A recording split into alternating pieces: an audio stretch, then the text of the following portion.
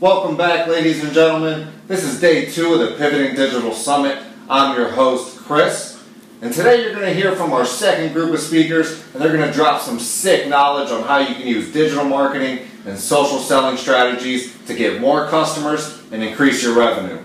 Our first speaker you're going to hear from is Dennis Brown. He's going to talk about how you can use LinkedIn to get more customers. Let's see what he has to say.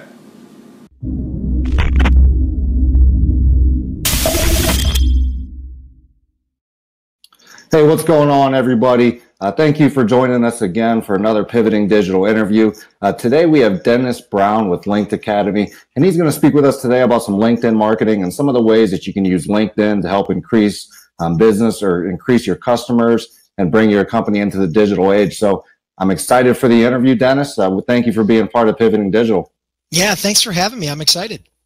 Absolutely. So, well, let's jump right in there. You know, one of the first things I like to start with, for the customers out there is, if you come in and you start working with a new business owner, or if you're working with a new client, or even just in your business yourself, what are some of the first things that thanks you for having me. I'm excited. with your LinkedIn marketing? Absolutely. So, I guess kind of pivot your business into the digital age and start getting more customers through LinkedIn. Sure. So, it's kind of a loaded question, right? There's a lot of things you need to do, but one of the first things you need to do, obviously, is you need to really stop treating your LinkedIn profile like a resume.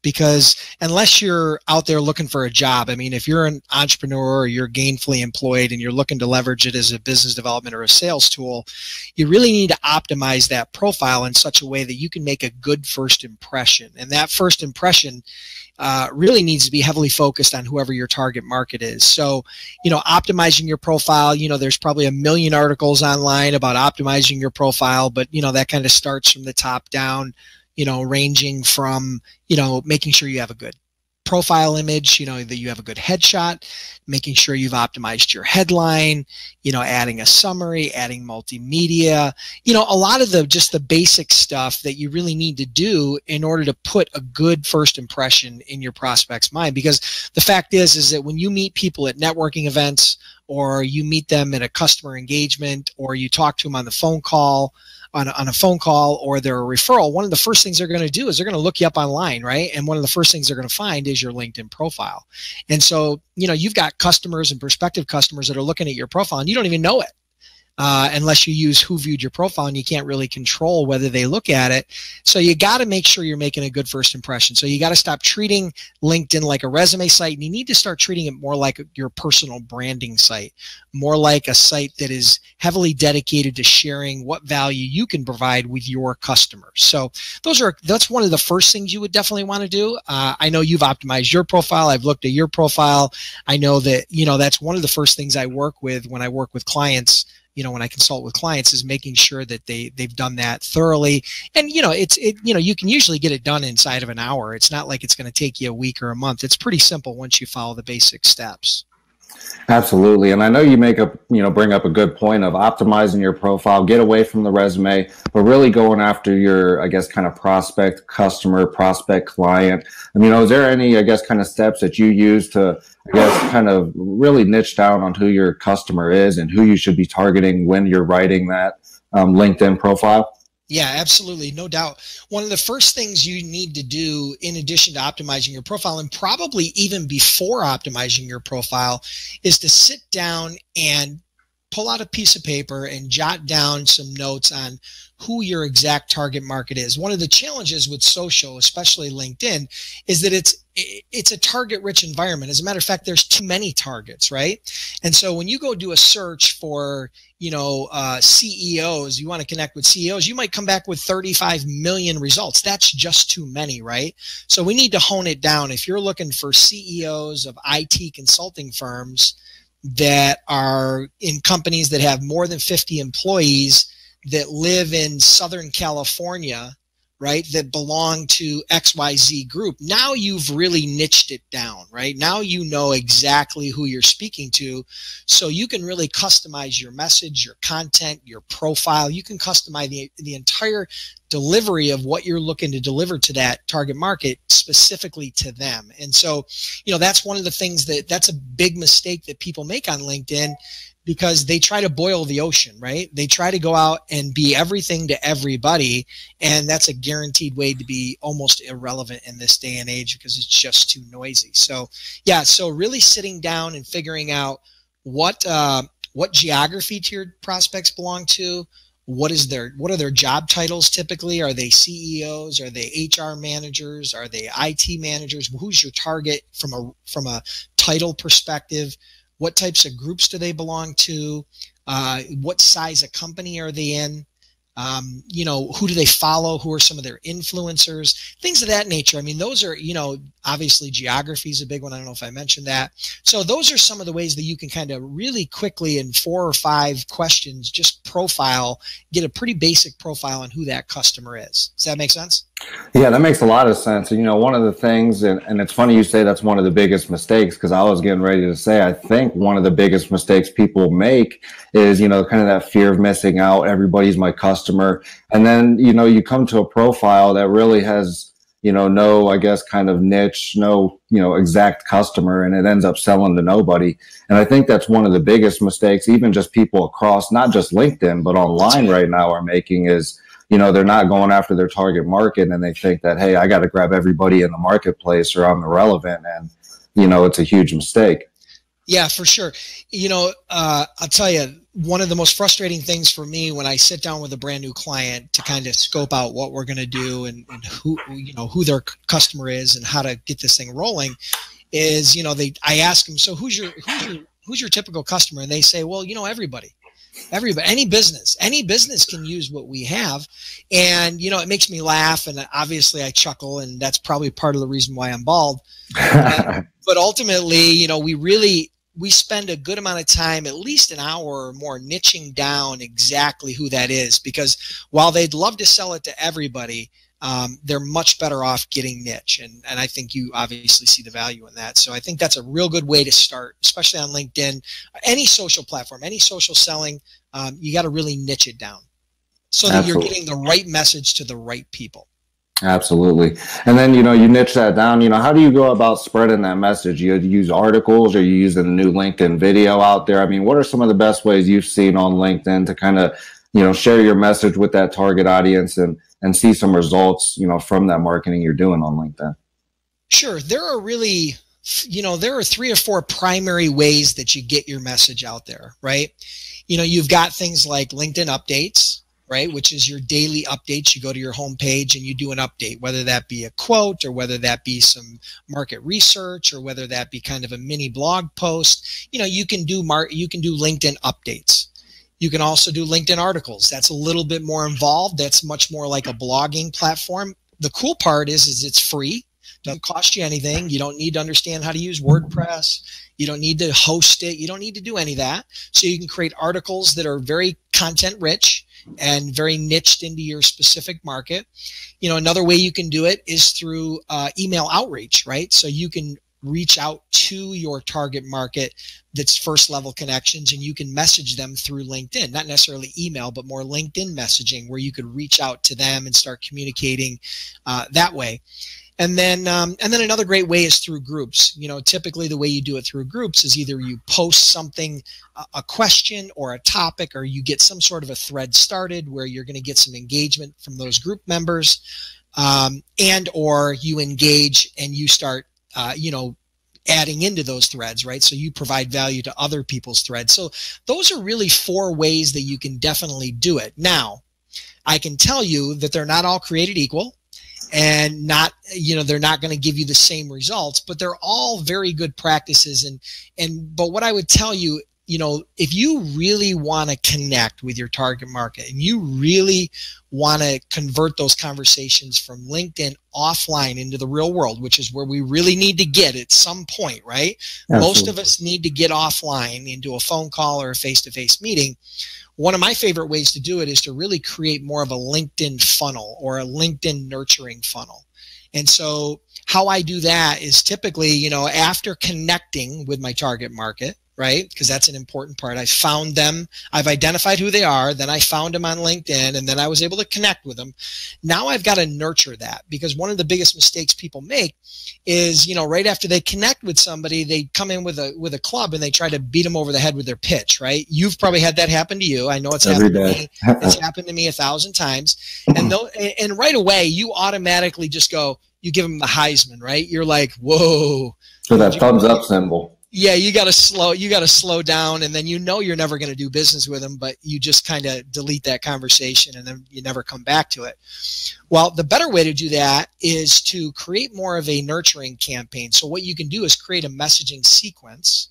You know, maybe it's 3 or 4 or 5 messages that'll go out to that person over the course of 3 or 4 or 5 weeks. And what those messages will consist of is they'll consist predominantly of you giving value to them. You're never asking them for an appointment. You're never asking them for a demo. You're never asking them to buy. All you're doing is delivering content that's very specific to that niche. So for example, we'll go back to that CEO of an IT consulting firm example we talked about earlier, right? So if I were courting CEOs of IT consulting firms, one of the things I'm going to want to know is, what are some of their pain points? If I were to interview 100 CEOs of IT consulting firms, they all have the same 5 or 10 pain points. They all look exactly the same with a slightly different wrapping, right? Slightly different size, slightly different color, but they have all the same pain points. So if I start speaking to those pain points, what it does is it starts for me to be able to develop a relationship with them, because now they know that I understand some of their challenges. So maybe with that CEO, if I'm selling, for example, you know, some sort of financial software or financial services, right? Maybe what I do is I go to those CEOs and I say the top 10 mistakes, you know, that IT CEOs make when, you know, with financial management, or 10 KPIs that every CEO of an IT consulting firm needs to know. Right? And so I'm speaking directly to that target market. I'm delivering content that's specifically customized to that target market. And the only objective is not to sell them. It's just to position myself as an authority, position myself as a resource, position myself differently than every other salesperson that's out there, that's just out there trolling for a commission and has their club ready to pounce. Right? Yeah, absolutely. So, you know, that's an example of a piece of content that you might use. You might use a third-party content. You might use an infographic that someone put together. You might use a video. You might use an article that's in a well-respected trade magazine for that industry. You know, there's a lot of different things, but it really usually involves some sort of content, either original by you or is published by a reputable source. And then you deliver that content consistently over a 3 or 4 or 5 week period of time, looking for engagement, asking them for some feedback, right, on just the content. And then at the end, you know, after you've done that, all you do is ask them for a simple phone call, and that phone call will usually relate back to one of the pieces of content, or it'll relate back to you tying in, you know, the product, or maybe it's just, you know, you're going to offer them some additional value, whether it be like with my business, what I do is I do free LinkedIn strategy sessions, right? So I do a 20-minute LinkedIn strategy session. And so that's how I book all my clients. I do, you know, probably 5 or 10 of those every week. And that's where all my clients come from. A lot of consultants and businesses do it that way. If you're in a SaaS business or a software business, maybe it's a demo, or maybe you're just having a conversation with them. You know, ultimately, after you've delivered value 3 or 4 or 5 times, I'm sure you've heard of the book by Gary Vaynerchuk, right? Jab, jab, jab, right hook. Right? Yeah. He made that process of give, ask very well known when he published that book in 2013. And that's the same sort of system that I've been using within my own businesses since back in 2008, right? He published the book. Kudos for him. He helped everybody out by putting it out to the masses. And so that's one example, creating kind of a LinkedIn, you know, nurturing funnel, or a LinkedIn lead funnel. So that's one of my favorite ways to do it. That's one of the ways that I think gives you really one-to-one, you know, engagement, where you can then convert that conversation into an appointment, which is ultimately where we all want to go. It's great to get likes. It's great to get comments. It's great to get shares, but those don't pay the bills, right? Yeah, honestly, that's, one of the things I was going to say is, it's nice you post and you share updates, things like that. But I think one of the things that a lot of people on LinkedIn are missing is that how do I message someone and turn them from a LinkedIn connection to a customer without being too beat you over the head with a clubbish style? And, I love your approach because it's a lot, like you said, give, and then ask. And, one of the questions, I guess, is, when can you give too much? I think a lot of people out there will, I've seen salespeople that don't know how to ask for the close, right? Don't know how to ask for the sale. And maybe they just keep giving 10, 20, 50 articles, and they never ask for that close. I mean, when, I know you said kind of 3, 4, 5 times, but when are you usually saying, hey, let's set up a phone call, let's set up a meeting, let's take this offline? Is there a point where you typically are like, this is when it's happening? Sometimes it depends upon the type of contact that you're going after. Like, for example, if you're going after CEOs of Fortune 1000 companies, that may have a little bit different cadence than if you're talking to a lower mid-level manager, whatever the case may be, whatever department that may be. So it may vary a little bit. I have a tendency, the cadence that I keep and that I teach is typically somewhere between 3 and 5 gives before we ask. Now, if they don't respond to that ask, then I might give 2 or 3 more gives, and then I'm going to ask again. And then 2 or 3 more gives, and then I'm going to ask again. Now, I'm not going to ask the exact same way, and it's not going to be the exact same gives. I'm going to continue to provide value, but I've got to ask. And, so there is, a perfect example, like you said, asking for the close, or, asking for the business. The great part about this is you're not asking them to buy. You're just asking to give them more value, but you want to give it to them over the phone, right? So you want to have a real conversation with them. And so if you've identified your target market and you're delivering the right content, that's really what's going to grease the wheels to allowing you to get on that phone call. Because, if I took 100 leads of IT CEOs and you cold called them, and you dialed them all and you tried to set an appointment, you might get 1 or 2 appointments, right? I mean, those are kind of industry numbers. That's typically how it works, because you're not going to get a large percentage of them on the phone. The few that you do get are going to give you the Heisman, and you'll end up with a couple of appointments, of which probably not much is going to come out of that. Whereas if you take this approach with those same 100 people on LinkedIn and you nurture them through a 3, 4, 5 message sequence that hits their exact pain points, talks their language, helps them to make them understand that you are a reputable, credible guy and that you're not going to cold call them, all of a sudden now you're going to turn those 2 appointments into probably somewhere in the range of 15 or 20. So that's huge delta, right? So we're talking about 10xing the results in regards to appointments just by slowing down the process. People have to understand this isn't Tinder. We're not speed dating, right? You've got to slow down a little bit. You've got to be a little bit more of a farmer than a hunter. And I can tell you, I can relate to the hunters because I spent the first 10 years of my career being a hunter. I was a deal guy. That's what I did. I was never that guy that you put on the account afterwards as the CSR or to nurture it, right? Yeah. When they needed deals done, they called me, they brought me in, I got the deals done.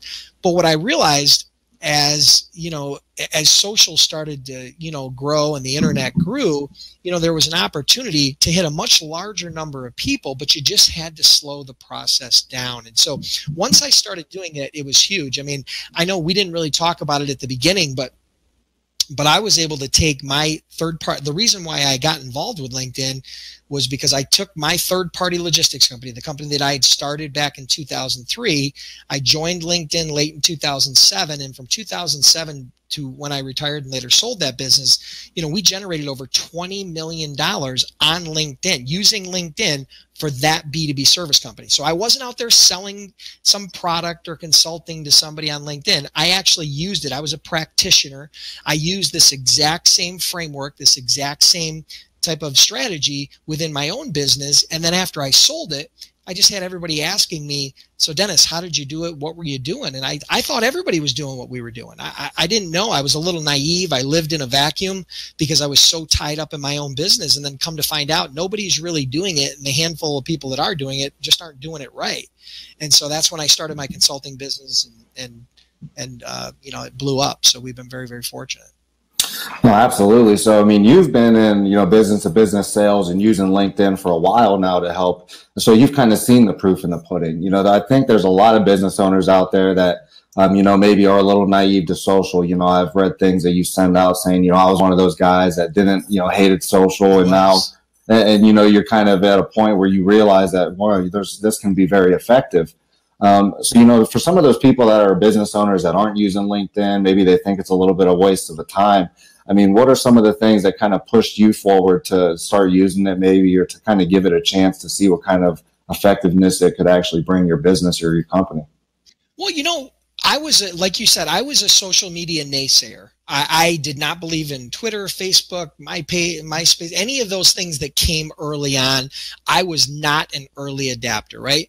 I did not have a Facebook account. I used to get in arguments with my wife about what a waste of time it was. But when I saw, and because my head was wrapped around my own business, which was all about B2B sales, right? I was selling, as a logistics provider, I was selling to manufacturers, producers, distributors, importers, exporters, right? We grew that business to over $80 million in sales, and a huge component of it was LinkedIn. But I can tell you, it wouldn't have been the same business had I not adopted LinkedIn. And so when I approached it, I got invited by an old college buddy of mine to connect on LinkedIn. I had never heard of it before.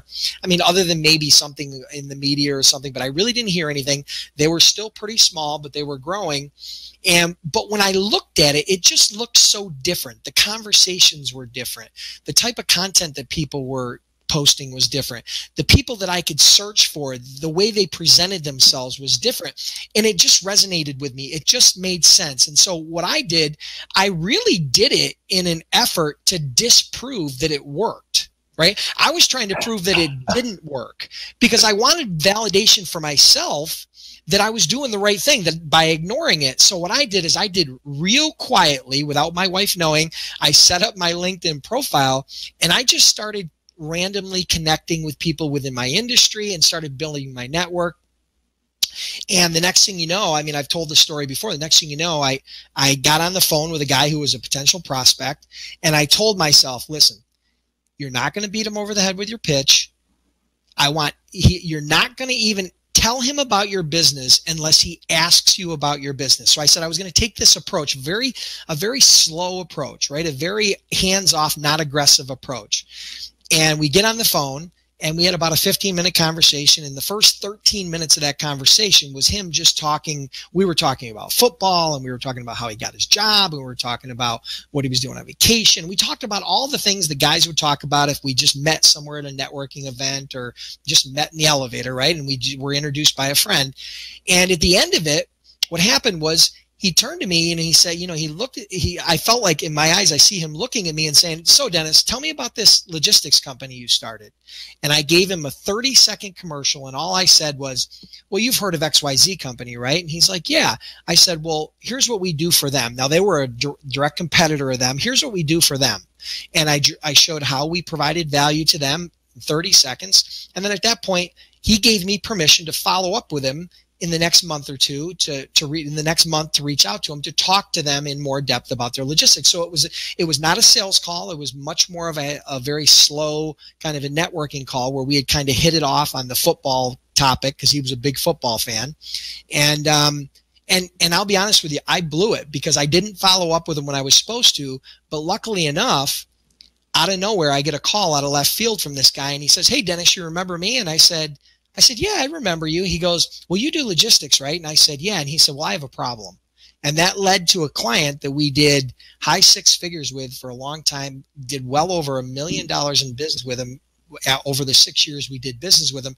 And that would have never, ever happened had I just continued to do the same old thing and not open up and be open to change. The world is changing at such an enormous rate. The internet, social media, technology, everything that's going on, I realized that it was going to pass me by. And while I loved internet marketing, I didn't get social. And thank God I took a chance. And from there, once I got that client, I realized I had the golden egg in my hand. So I kind of honed my craft. I created a system for how to actually do it, what I did and the right and wrong. I kind of became like a crash test dummy, right? I figured out all the wrong things to do and the handful of things that you needed to do right. And then I taught it to my team, and off we went. It blew up. Yeah, I mean, that's a great thing right there. Is I think one of the big issues right now is, you have a lot of social media experts out there, digital marketing experts, even LinkedIn experts that haven't done this. They just maybe read some articles, they've, took a couple courses at a college, or who knows what they did, but, they position themselves as this expert. And then maybe you read their blogs and you realize, like, I don't even know if you've ever got a customer using LinkedIn. So why am I going to follow you? So, I guess it's kind of refreshing to, talk to someone that's actually been doing it for a while, that's made those mistakes, because I think in the long run, that's who you can learn from the most, is someone that's made those mistakes, adjusted fire, and, I guess kind of bettered the process along the way, as opposed to, hey, I read 10, LinkedIn articles, so now I know everything about LinkedIn marketing. Right. It's the difference between a practitioner and a self-proclaimed expert. This is an issue that we face not just in LinkedIn marketing or social media marketing, but in the world in general. Everybody these days wants to be an expert. The unfortunate part is you have to do something before you become an expert, right? The book by Malcolm Gladwell, Outliers, talks about how, they estimate 10,000 hours to become an expert. Well, if you're doing it 4 hours a day, that's 7 years. Right? It takes you a period of time to become an expert. Now, it doesn't mean you're not good. It doesn't mean you're not proficient, but to really get to the point where you're an expert, where you can innovate and you can teach other people, it takes a period of time. So I'm so glad that I was in the middle of building my own business, that I learned this, because I never ever dreamed of being a consultant. I never thought about it. It just wasn't in my plans. But once I saw there was a lot of demand and it did so much for me, I really believed in it. And so because of that, I got behind it and started consulting, and now been very, very blessed. So yeah, I think you got to choose your your mentors. You got to choose the people you follow very carefully. When I do, I always focus on, have they ever really done what I'm looking to do? When I want to learn something, if I want to learn Facebook ads, or I want to learn how to do webinars, or I want to learn how to do some marketing function, if I want to learn how to write or copyright, I go to the people that I know have already done it at a very high level. Right. And those are the people that I allow coach me, or that I follow, or that I read, or that I emulate. And, emulating people is great. There's nothing wrong with emulating, but not everybody can be an expert, unfortunately, and everybody wants to. They think that that's the path to riches, especially in the consulting and coaching space. And unfortunately, it's not. Absolutely. And I kind of take that same approach as well. If I want to learn something, I tend to try to go to the top of people that are doing it at the very top level. If I'm going to learn if I'm going to learn basketball, I'm going to go to Michael Jordan. That's right. Kind of the analogy I always kind of use. So, and I do the same thing with the marketing and things like that. Let's switch gears a little bit. I mean, LinkedIn, they do a lot more with advertisements. It seems like they're updating their paid advertising platform as we speak every day. It seems to be getting a little bit better. Is LinkedIn ads something that you've been taking advantage of? Have you seen some good conversions from them? Or I guess, what do you think about the LinkedIn ads section? Sure. Old version LinkedIn ads several years ago, in my opinion, it was just too expensive, and it wasn't very good. The technology was antiquated. They hadn't caught up yet. I don't think that's a secret. I think everybody realizes that, right? But they've made a lot of changes recently. They've implemented some new technology, and I'm actually in the process of testing it right now on a small scale, and I'm also working with some clients that are testing it. And so I'm very hopeful that, based on, the ability to pixel follow users and some of the new targeting capability, that they're going to, that I think it's going to change the game for them. I mean, I hope it does, because I'd love to see that get a much better ROI, rather than, because right now the only people the only people that could afford to advertise are people that had such a huge lifetime value on a client that they could go out and spend $8,000 or $10,000 to get a new customer, right? But that's not the case for most businesses on LinkedIn, right? Most businesses are smaller. They're not selling seven-figure, software or, contracts. So I'm very hopeful. What I've seen early on is that the results are significantly better than they were, but I'm still kind of holding out on judgment, but I'm very positive. I'm kind of bullish on it at this point. Yeah, that's kind of where I am, and honestly, that's why I asked, because I've been working with it, seeing some of the results, but I'm still trying to see the conversion. There hasn't been enough data for me to really say yay or nay with it or not. So I wanted to see what your kind of opinion was. But let me ask you this: we've touched a lot of the main, I guess, biggest problems that business owners are using with LinkedIn right now. What have we missed? What are some of those problems or some of those things business owners are doing out there that we haven't spoke about? That they need to address with their LinkedIn? Yeah, so I think I'm a big systems guy, right? So I have a logistics background, and that's all about having a defined system on how to move product from point A to point B in good condition with no problems, right? On time.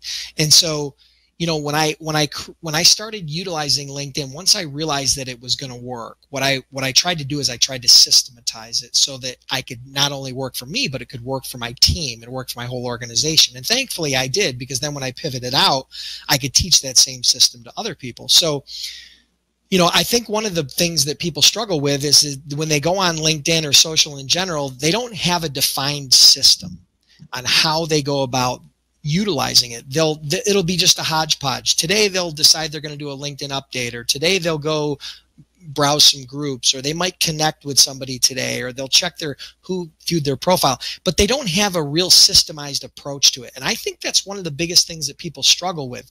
It's going to be very hard for you to get consistent, predictable, scalable results unless you have a system. And so I would highly advise whoever, if you're really interested in this, you either have to find a proven system, kind of like what I've done and I created, or you have to create one, right? And that's obviously a lot harder, but it might be the best bet for you. So I think having a proven system in place, knowing where you're going to go every day, you go in and you're going to do 1, 2, 3, and then every day it's wash, rinse, repeat, right? 1, 2, 3, wash, rinse, repeat. That's what's going to give you predictability, and it's gonna really make it a lot less frustrating, and it's gonna save you a lot of time, because if you get on social, as well as I do, the next thing you know, it's 2 hours later and you're like, what the heck did I get done, right? Did I really accomplish anything? And so you really want to avoid that. So when I teach my system, it's really more 30 to 60 minutes a day, because we can't sit on LinkedIn for 4 or 5 hours a day and still hit quota or be profitable, or or fill our funnels the way we want to. So that's a big one, having a defined system. That's definitely a good point. And, I just put a video up on LinkedIn maybe last week about, salespeople changing their sales process. And it's kind of that same thing. Every time we get a new customer, it's, this sales process or that one, or, whatever the case is. And kind of like you're saying, every time I jumped on LinkedIn, oh, today I'm going to write an article. Oh, tomorrow I'm going to post an update. Oh, today I'm going to message 2 people. And, I like the systematic approach, because it actually gives you a process that's tangible, that you can take pieces out that aren't working. You could add new pieces in that you think might work, and, adjust it to really give yourself that maximum ROI from that process. So I think that's, a huge point of view, and so honestly, it's probably something that I've been lacking on a little bit, is, a little bit more of a systemized process on LinkedIn with, by reaching out to business owners and things like that. So it's definitely something that even I have to think about. We all do. Trust me. I mean, it's easy. I find myself, in other platforms. Obviously, I'm very disciplined on LinkedIn, because it's kind of where I've been really heavily focused for the last 10 years now, right? I mean, I joined in 2007, so amazingly enough, it's been a decade. But when I go on Twitter or other platforms, sometimes I'm inconsistent. Sometimes there's not a great system to it. So we're all guilty of it. But if you want to really get good results, and you want them to be predictable and sustainable, you've got to take a systemized approach. And that's really what I teach and really what I do. So that's a big one for sure. That's a big mistake. Now, there's all kinds of little tricks or hacks or things like that that you can use. Matter of fact, one that you were talking about doing LinkedIn video, and we were talking about LinkedIn updates. One of the things I did an experiment recently, because I was really frustrated about about my LinkedIn updates and the lack of engagement. And I'm sure if any of you that are listening right now, you know, you're sick and tired of posting things to LinkedIn and hearing crickets, right? You know, you might get 50 or 100 views. If it really goes crazy, you might get a couple hundred views. You might get 1 or 2 likes and maybe one comment or something, right?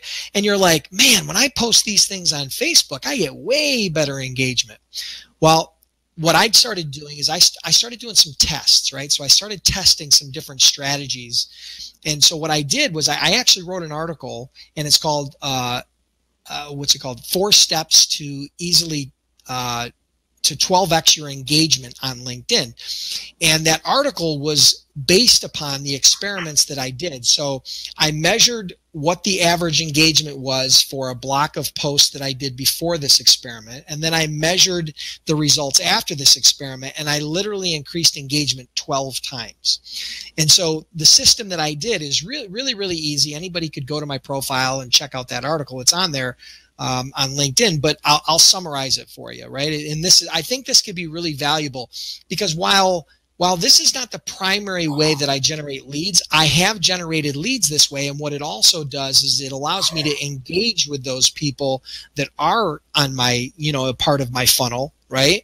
And it helps support that overall cause. Plus, I've been able to add a ton of followers and a ton of connections without ever having to reach out to them. That's all inbound. So, you know, the first thing you got to think about, there's really 4 steps. The first thing is you got to stop trying to automate your LinkedIn updates. This was something that I was guilty of. I used some of those automation softwares like Hootsuite and Buffer and MeetEdgar, and they're all great software, and I really love them. But the problem with LinkedIn is I believe that they know when you're posting from those automated software systems, and I think they penalize you. I really do. I don't think they give you as much reach, and I don't think you're ever going to get as much engagement when you use those types of automation software. So what I did is I got rid of the automation for this test, and I started posting kind of what I call long form LinkedIn updates. They're almost like a little mini blog, and you know, they got to have a good hook, right? So the first sentence, if you understand copywriting and how to create a good hook, you've got to create a situation where you get them to click past where it says read more, right? So you know, you create a little mini blog post, and then no images are necessary. You don't really necessarily need an image, but what you do from there is you put a resource link in the first comment. Okay, so rather than putting the link in the actual post, like a lot of people do, right, where it'll form fill in the blog post at the bottom, and you know that's what you don't want to do. You want to put it in the first comment, and the reason why you want to put it in the first comment is in order for them to see that resource, they've actually got to click on the comment box and look at that. And what happens is that causes LinkedIn's algorithm to show a lot more engagement. So number one, they had to click on the read more. Then they had to click on the comment box. And those positive social signals coming from the user going to LinkedIn is one of the things that they measure when they're determining how popular this piece of content is, how much reach should we give it, how far should we push it out to their network, right? And so that's a big one. You write that little mini blog post, you got to have a good hook, and then you got to post that resource link in the comments. And then from there, you got to engage with the engagers, right? So the people that engage with your post, whether they like, comment, or whatever the case may be, you've got to engage with them.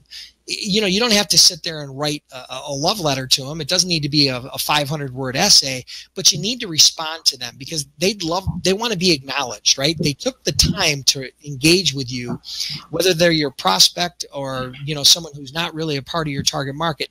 Just engage with them briefly. That's going to show some additional positive signals, right, to LinkedIn that your content is popular, and they're going to increase the reach. So yeah, I think I covered it all. So I think the first part was obviously get rid of the automation, then write the mini blog post, and then you need to engage with the engagers. And yeah, I think that those, maybe it's 3 or 4 steps, but those are the primary things that you need to do. So what I did is I took that and I went literally increased the engagement by 12x. And from those test posts, I've actually had appointments booked where people found my profile, went to my website, and booked appointments with me for free LinkedIn strategy sessions. So, I mean, I've actually converted and this had never worked for me before. I had never converted an update into an actual lead that I could actually track, right? Because you just don't get a whole lot of engagement. I mean, did that make sense how that worked, Christopher? Yeah, no, that makes a lot of sense. And to be honest with you, you know, I still use Buffer. Actually, Buffer is one of my favorite ones. And I noticed that same thing. So, you know, I actually read your post, and that's what made me, you know, I'll put some things on Buffer. And then, like, if I really want to say something or I really want engagement, I'll actually come into LinkedIn and update, you know, my post or whatever the case is without using Buffer, so that I get a little bit more reach. And you're right when it comes to those long form posts, because in my, you know, LinkedIn experiences, the ones that have been long form for me have, you know, some of them have, I would consider maybe even went viral, where, you know, there's little 2 sentences or, you know, whatever the case is, you know, like you said, though, couple hundred views or whatever the case is there. So, you know, I think you're right on the button when it comes to what that LinkedIn algorithm is looking for and how you can drive, you know, more engagement with those posts, to be honest. There's one thing I did forget, and that is you need to tag or what they call @mention some people in your art as a part of that little mini blog post or in one of the comments below. So what you're doing, so for example, say I was writing content around growth hacking or around some topic. What I would do is I would mention some people that I think are good, you know, influencers, or maybe my clients, or maybe some LinkedIn friends, or maybe some colleagues within my office, or maybe just people that I know that are friendly people on LinkedIn. And what'll happen is they'll get notified, right? The article, they'll get notified because you tag them and you mention them. They'll get notified in LinkedIn. They click on it, and that makes it really easy for them to engage with you. In most cases, you're almost always going to get at least a like, and then a lot of times you'll get comments from it. And so that's the step that I forgot to mention before, which is really doing @mentions or tagging people. And what I would suggest, you know, if anybody wants to see it in action, feel free. They can check out my profile and they can see some of those long form posts and kind of see the engagement. You know, you get 30, 40, 50 likes, you might get 20, 30, 40 comments, you know, you get 6 or 8, 10 shares on it. So, I mean, that type of engagement makes it worthwhile, right? You feel like you're moving the needle. You'll feel like you're touching a large group. I mean, I've had posts, you know, they always say don't post on LinkedIn over the weekend, right? Don't, because nobody uses it on weekends. You want to know what's really funny? The most widely reached post that I've ever had was something I wrote at 4 o'clock on Friday. I put it out, and by Monday, it had almost 10,000 views. By Monday, over a weekend. I feel like that comes back to people telling, you know, the groups out there stuff they don't really know about. You know, there's this LinkedIn stigma that you can only connect with people that you know what I mean? Right, and it's like, where did this come from? I don't understand where, you know, any social network, that's what they're for, is to network with people you don't know. You know, right. It'd be a little weird to just only network with people I know on a social network. And that's been one of the things, you know, I've heard people on LinkedIn or talk to people and they're like, well, you know, I don't know that many people, so that's why I only have 100 followers or I'm only have 100 connections. And I'm like, well, go out there and meet people. That's what it's for. Right. And they're confused about that. I'm lost because I think the plan that LinkedIn had early on was they, you know, obviously it was a recruiting platform, and it was the secondary piece was you used it to cultivate, you know, and stay in touch with people that you had already were doing business with. I don't think they envisioned the fact that social selling was really going to exist, because when they came around, it really didn't exist. People were using the internet for lead generation, but they really weren't not using it in a social selling format where it was integrated. I apologize. Let me just shut this up. Where it was integrated with content marketing, and it was integrated with nurturing campaigns, and it wasn't approached that way.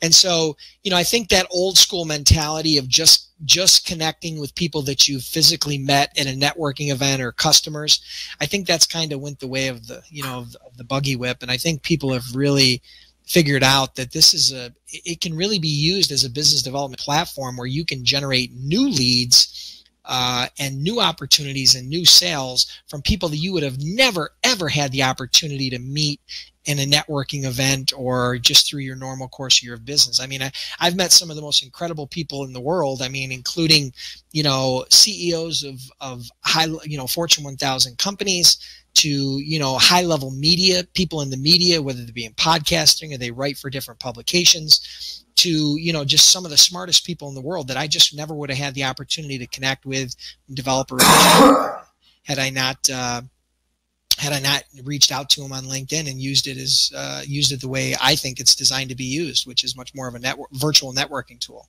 Absolutely. Now, you know, I know that you've been in business to business for a while. So, you know, business to business, business to consumer seems to be a little bit different when it comes to reaching your customers, things like that. And LinkedIn seems to be the platform for business to business marketing, I think, across maybe the board.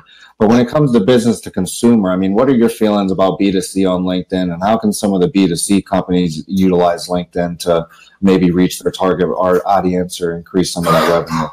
Yeah, good question. I'm glad you asked. There's two ways that B2C can use LinkedIn effectively. One is you can use it to find partners, right? Whether that be distribution partners, whether that be whatever the case may be, you can use it to find partners, right? That's a big one. So if you maybe value resellers or affiliates or whatever the case may be, that's a big one because they're going to be on LinkedIn. Okay. So that's a big one. You can find partners. The second thing you can use it for is to connect with the media, right? So I talked about it. I wrote an article about how I got featured on 20 plus podcasts and how I now am a contributor on Huffington Post, and all of that came.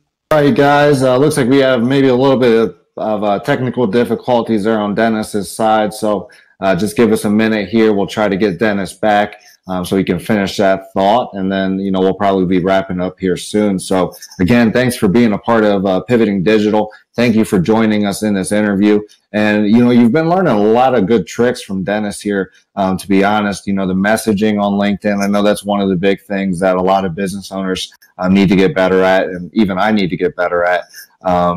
So, I mean, there's definitely a lot of things that you can take from Dennis speaking right now. So it looks like he actually might be coming into the room right now.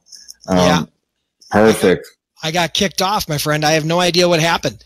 I don't either, but no big deal. We kind of just recapped a little bit about what you were talking about. And then, yeah, if you want to, just kind of finish up what you were saying there, and we'll sure. keep rolling forward.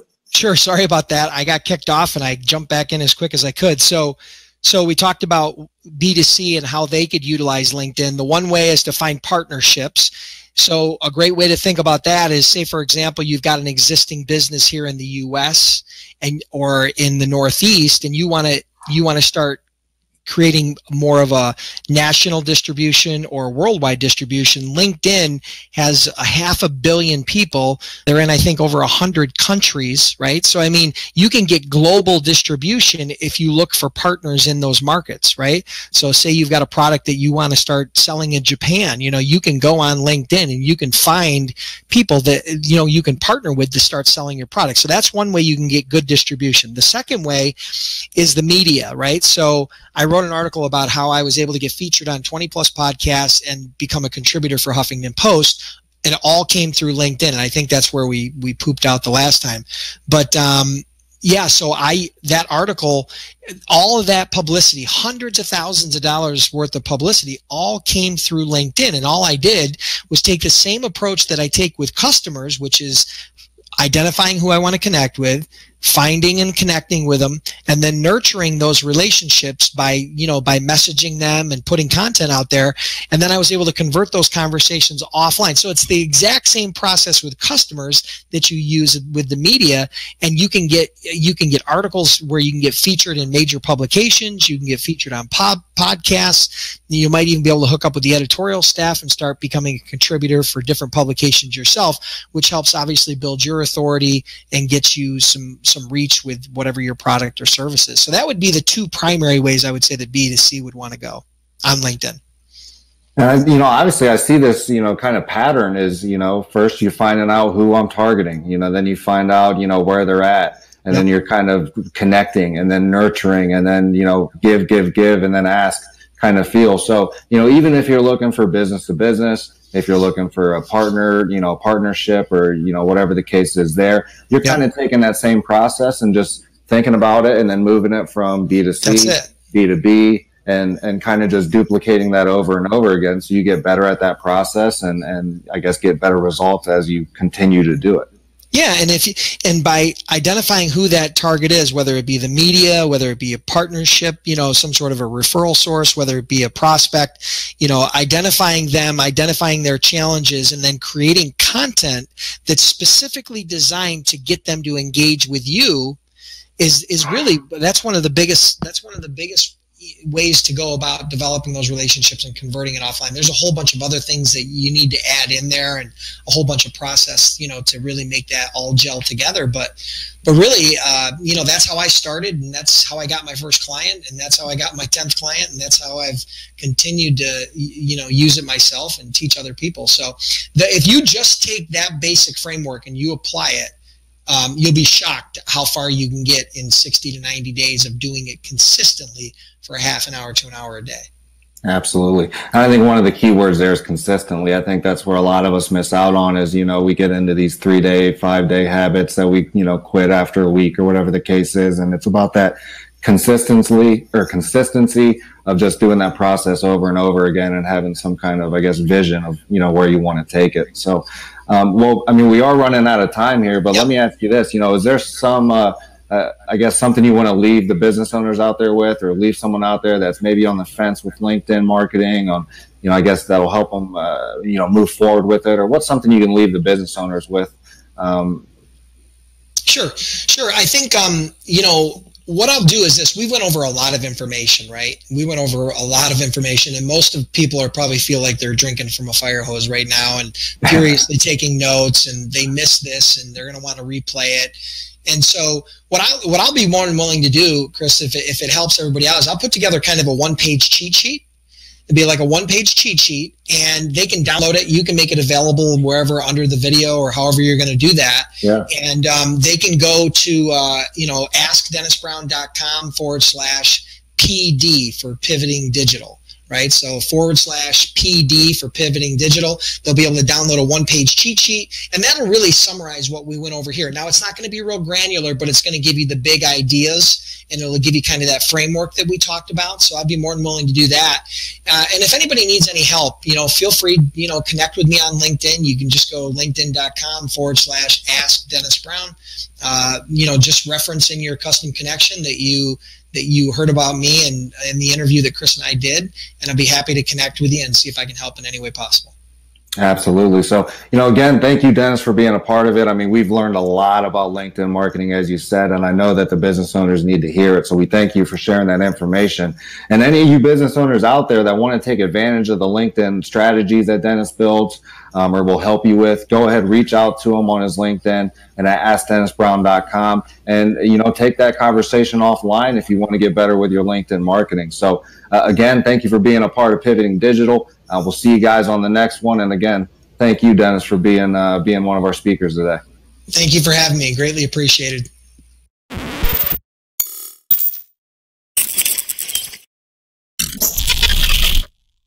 You just heard some LinkedIn marketing ninja tricks from Dennis Brown. Hope you took a lot of great notes. Our next speaker, Alex Riddell, he's going to talk about SEO and some other digital marketing strategies you can use to increase your business. Let's do it.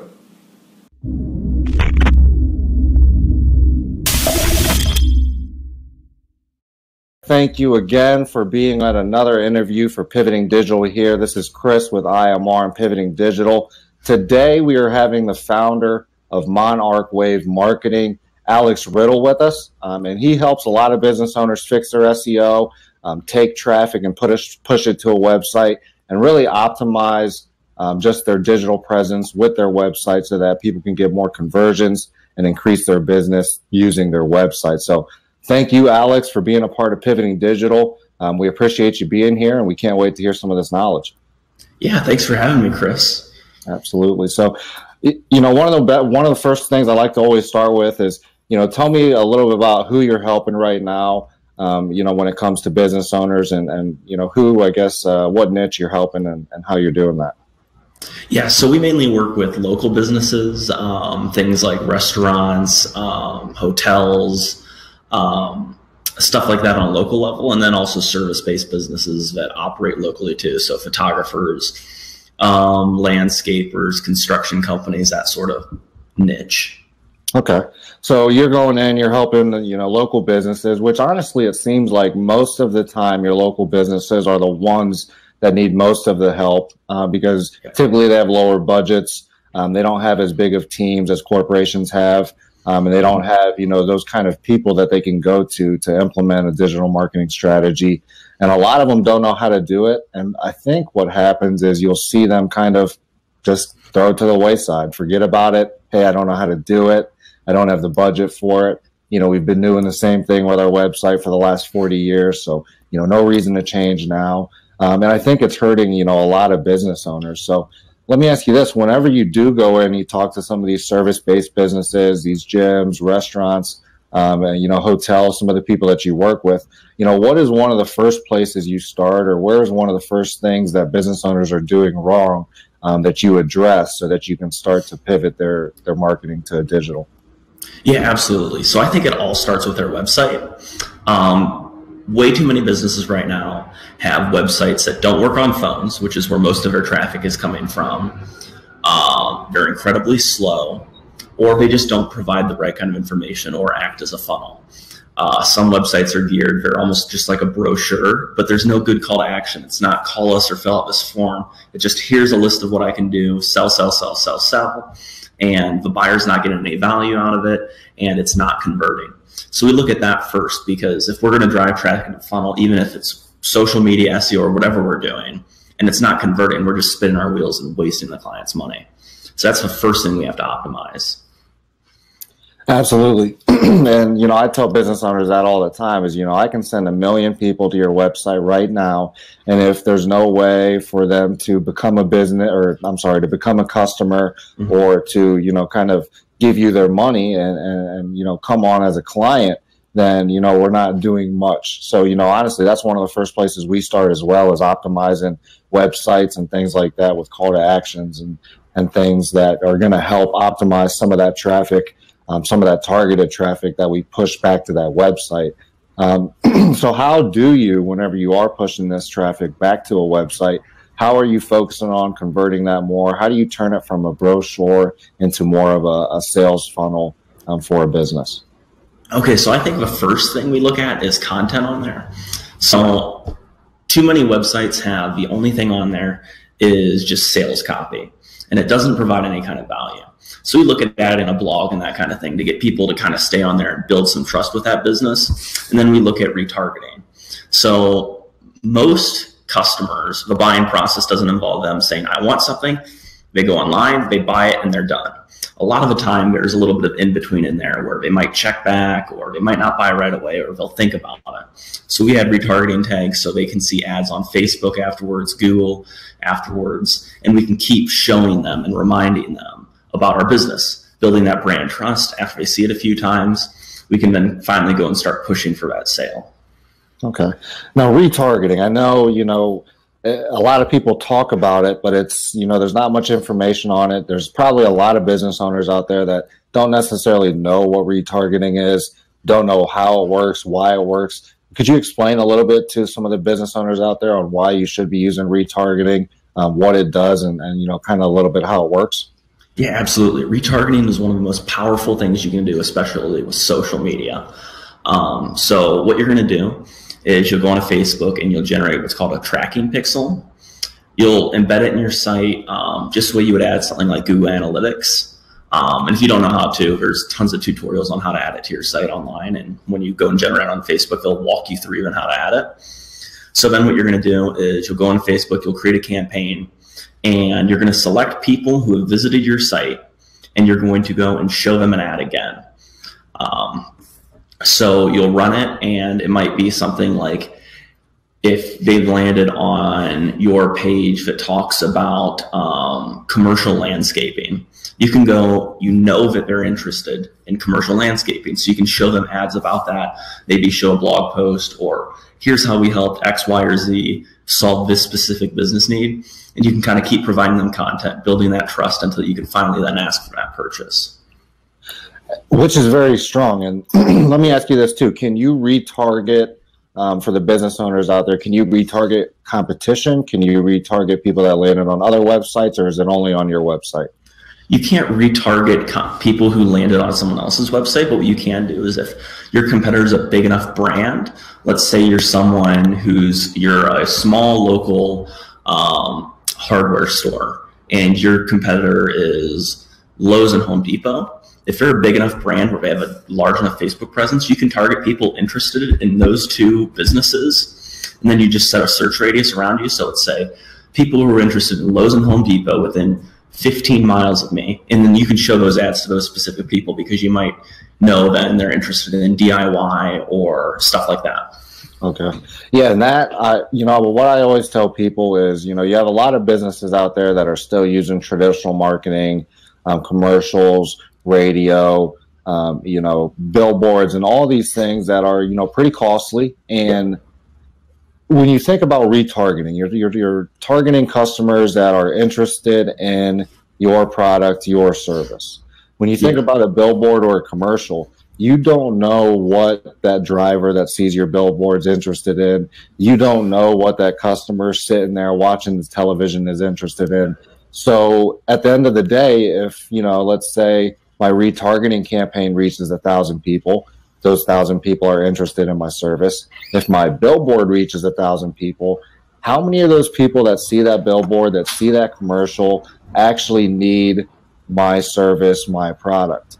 And that, in itself right there gives business owners a lot of control on their ROI, their return on investment.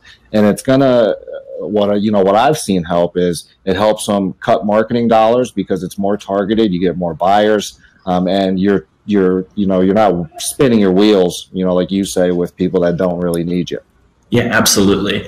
I compared traditional marketing to the idea you're kind of just throwing shit against the wall and seeing what sticks. You're paying to show your ad to maybe 100,000 people, of which maybe 500 are interested. With this, you're only going to pay to show your ad to maybe 500 people, and every single one of them is interested. It's a fraction of the cost.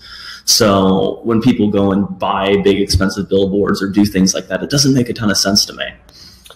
No, I agree. I've always, told some of my, really all of my clients to take all your traditional spend, put it into a digital marketing campaign because you're going to get, again, higher ROI. We're going to reach more customers, and it's going to be better for your business. What happens, obviously change is scary. Business owners, they don't necessarily want to change everything they've been doing for the last 40 years that's been working, because what if we change and it doesn't work? There's always that, element of surprise that business owners are worried about. But, what I've seen is that companies that are willing to take that leap and kind of switch their traditional marketing spend into a digital spend, they increase revenue. Some of them even double their revenue.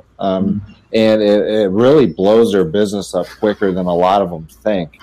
Can you give me some examples or, some of the things that you've done for some companies that, they were like, hey man, I don't know if we want to do this. And, you just kind of helped them out. And then they're like, wow, I can't believe I waited this long to let you help me with my SEO and my digital marketing. Yeah, absolutely. We were doing some work with a landscaping company, and their strategy was kind of, let's go and we need to be in the phone book. We need to go. And they were thinking about billboards. They were doing all of these kinds of things. And I kind of looked at them like, why don't you only show your ad to people who own their own house and make enough money?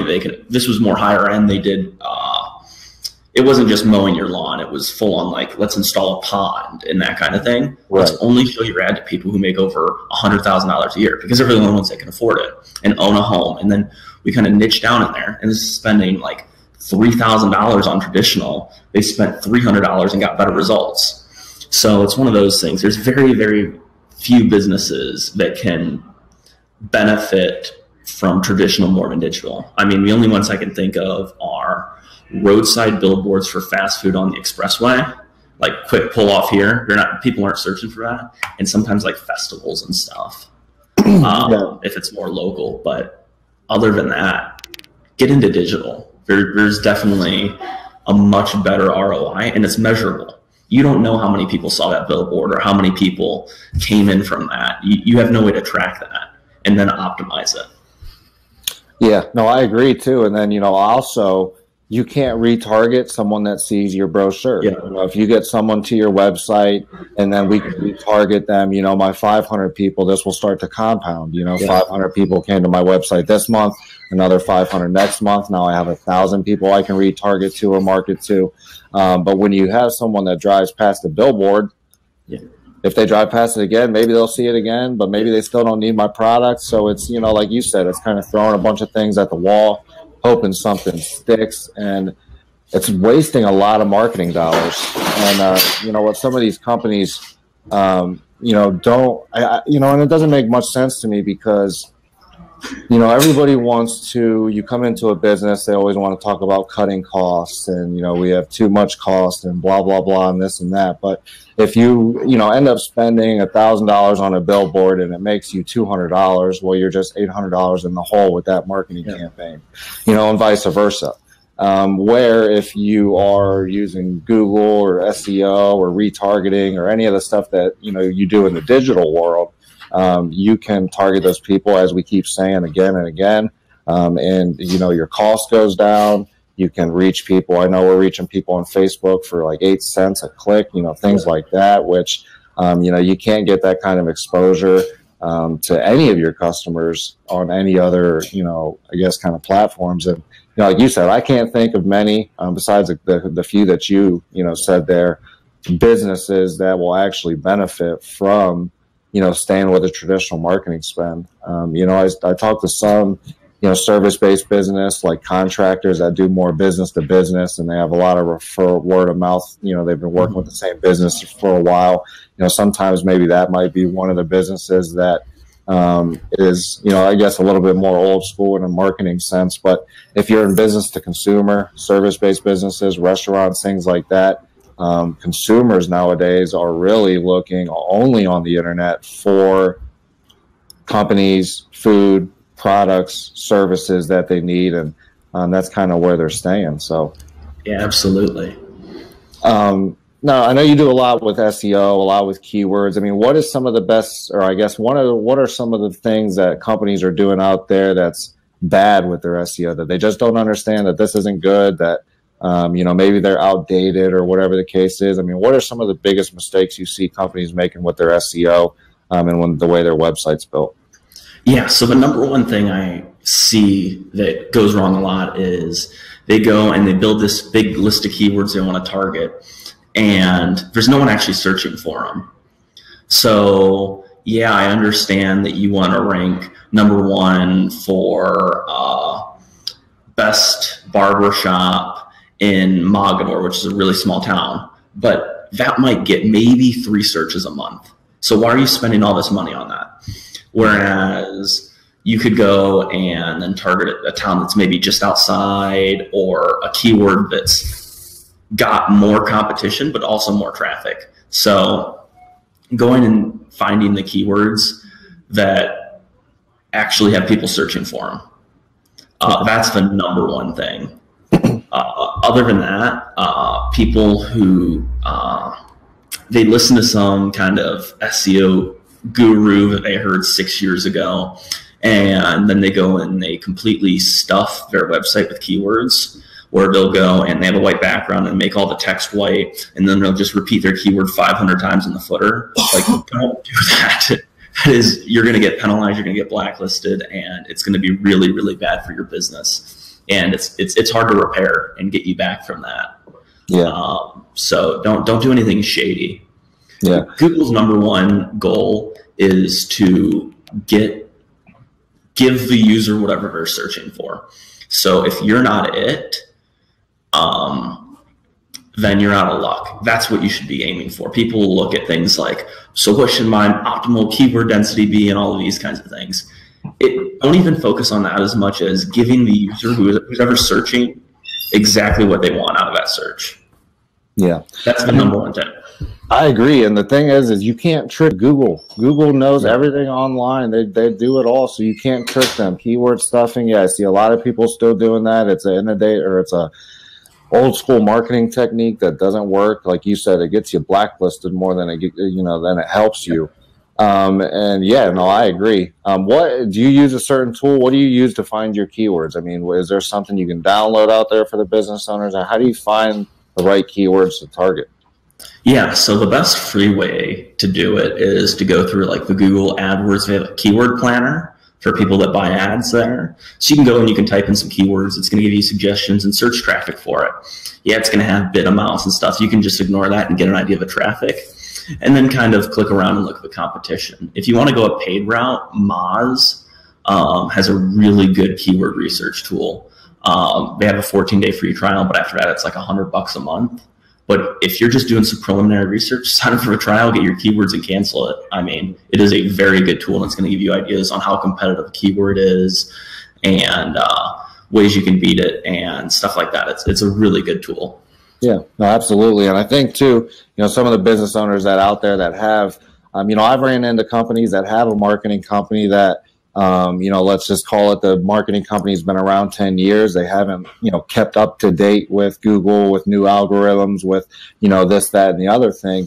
And, these 10-year-old marketing companies are using old tactics on business owners because they've been with them 10 years. These are the tactics we've been using. We're not changing the website. It's a big project, so we're not going to, go from a website that wasn't responsive to something that is, or yada, yada. And a lot of these marketing companies are kind of hurting business owners in the sense that they are telling business owners that this is still something that works and it's still something that's going to get you to the front page of Google or, whatever. And it doesn't. And, business owners, some of them are naive. Some of them, most of them don't understand digital marketing. They don't understand Facebook, backends, Google, and they can't see that. And it scares me because, you should be able to go to your digital marketing company and say, hey, what keywords are we targeting? How are we, targeting it? How many views did this certain keyword get?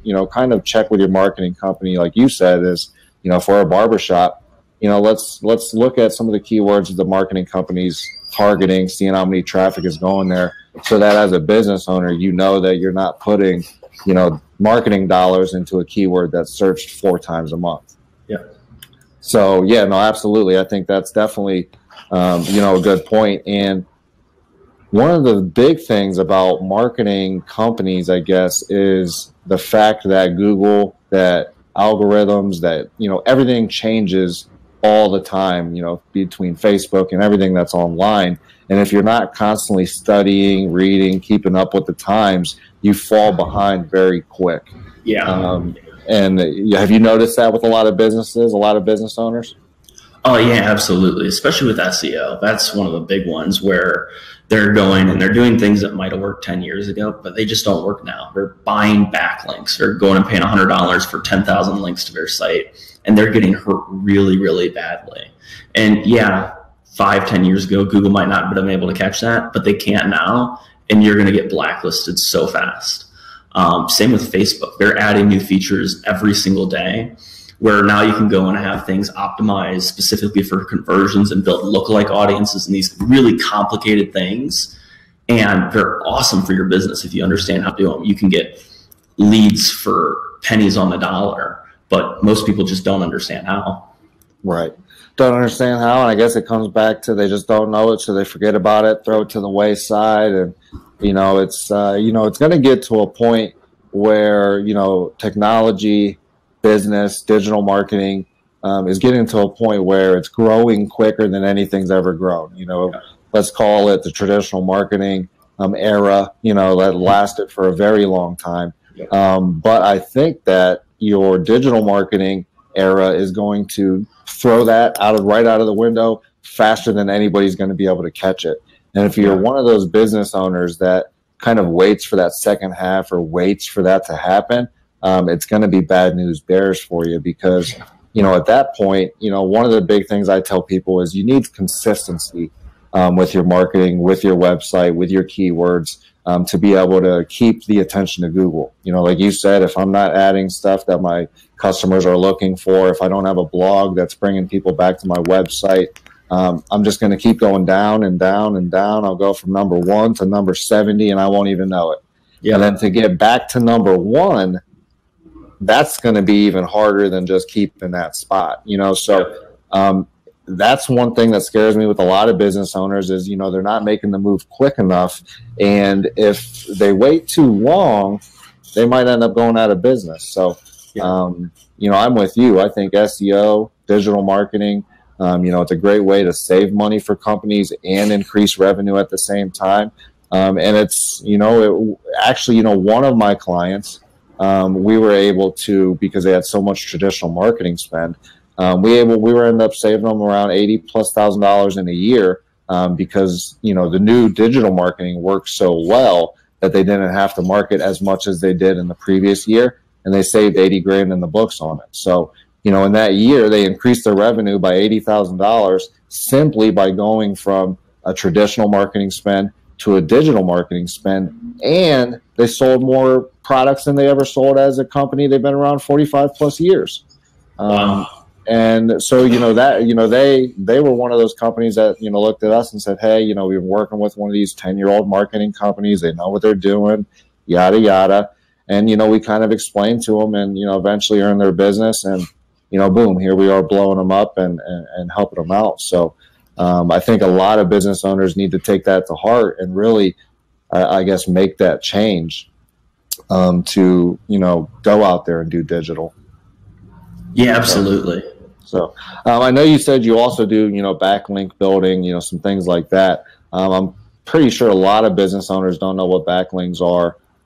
Could you, you know, I guess explain a little bit about your backlink strategy, what you do to get customers backlinks, and, you know, why they are important to a local business or even a business owner in general?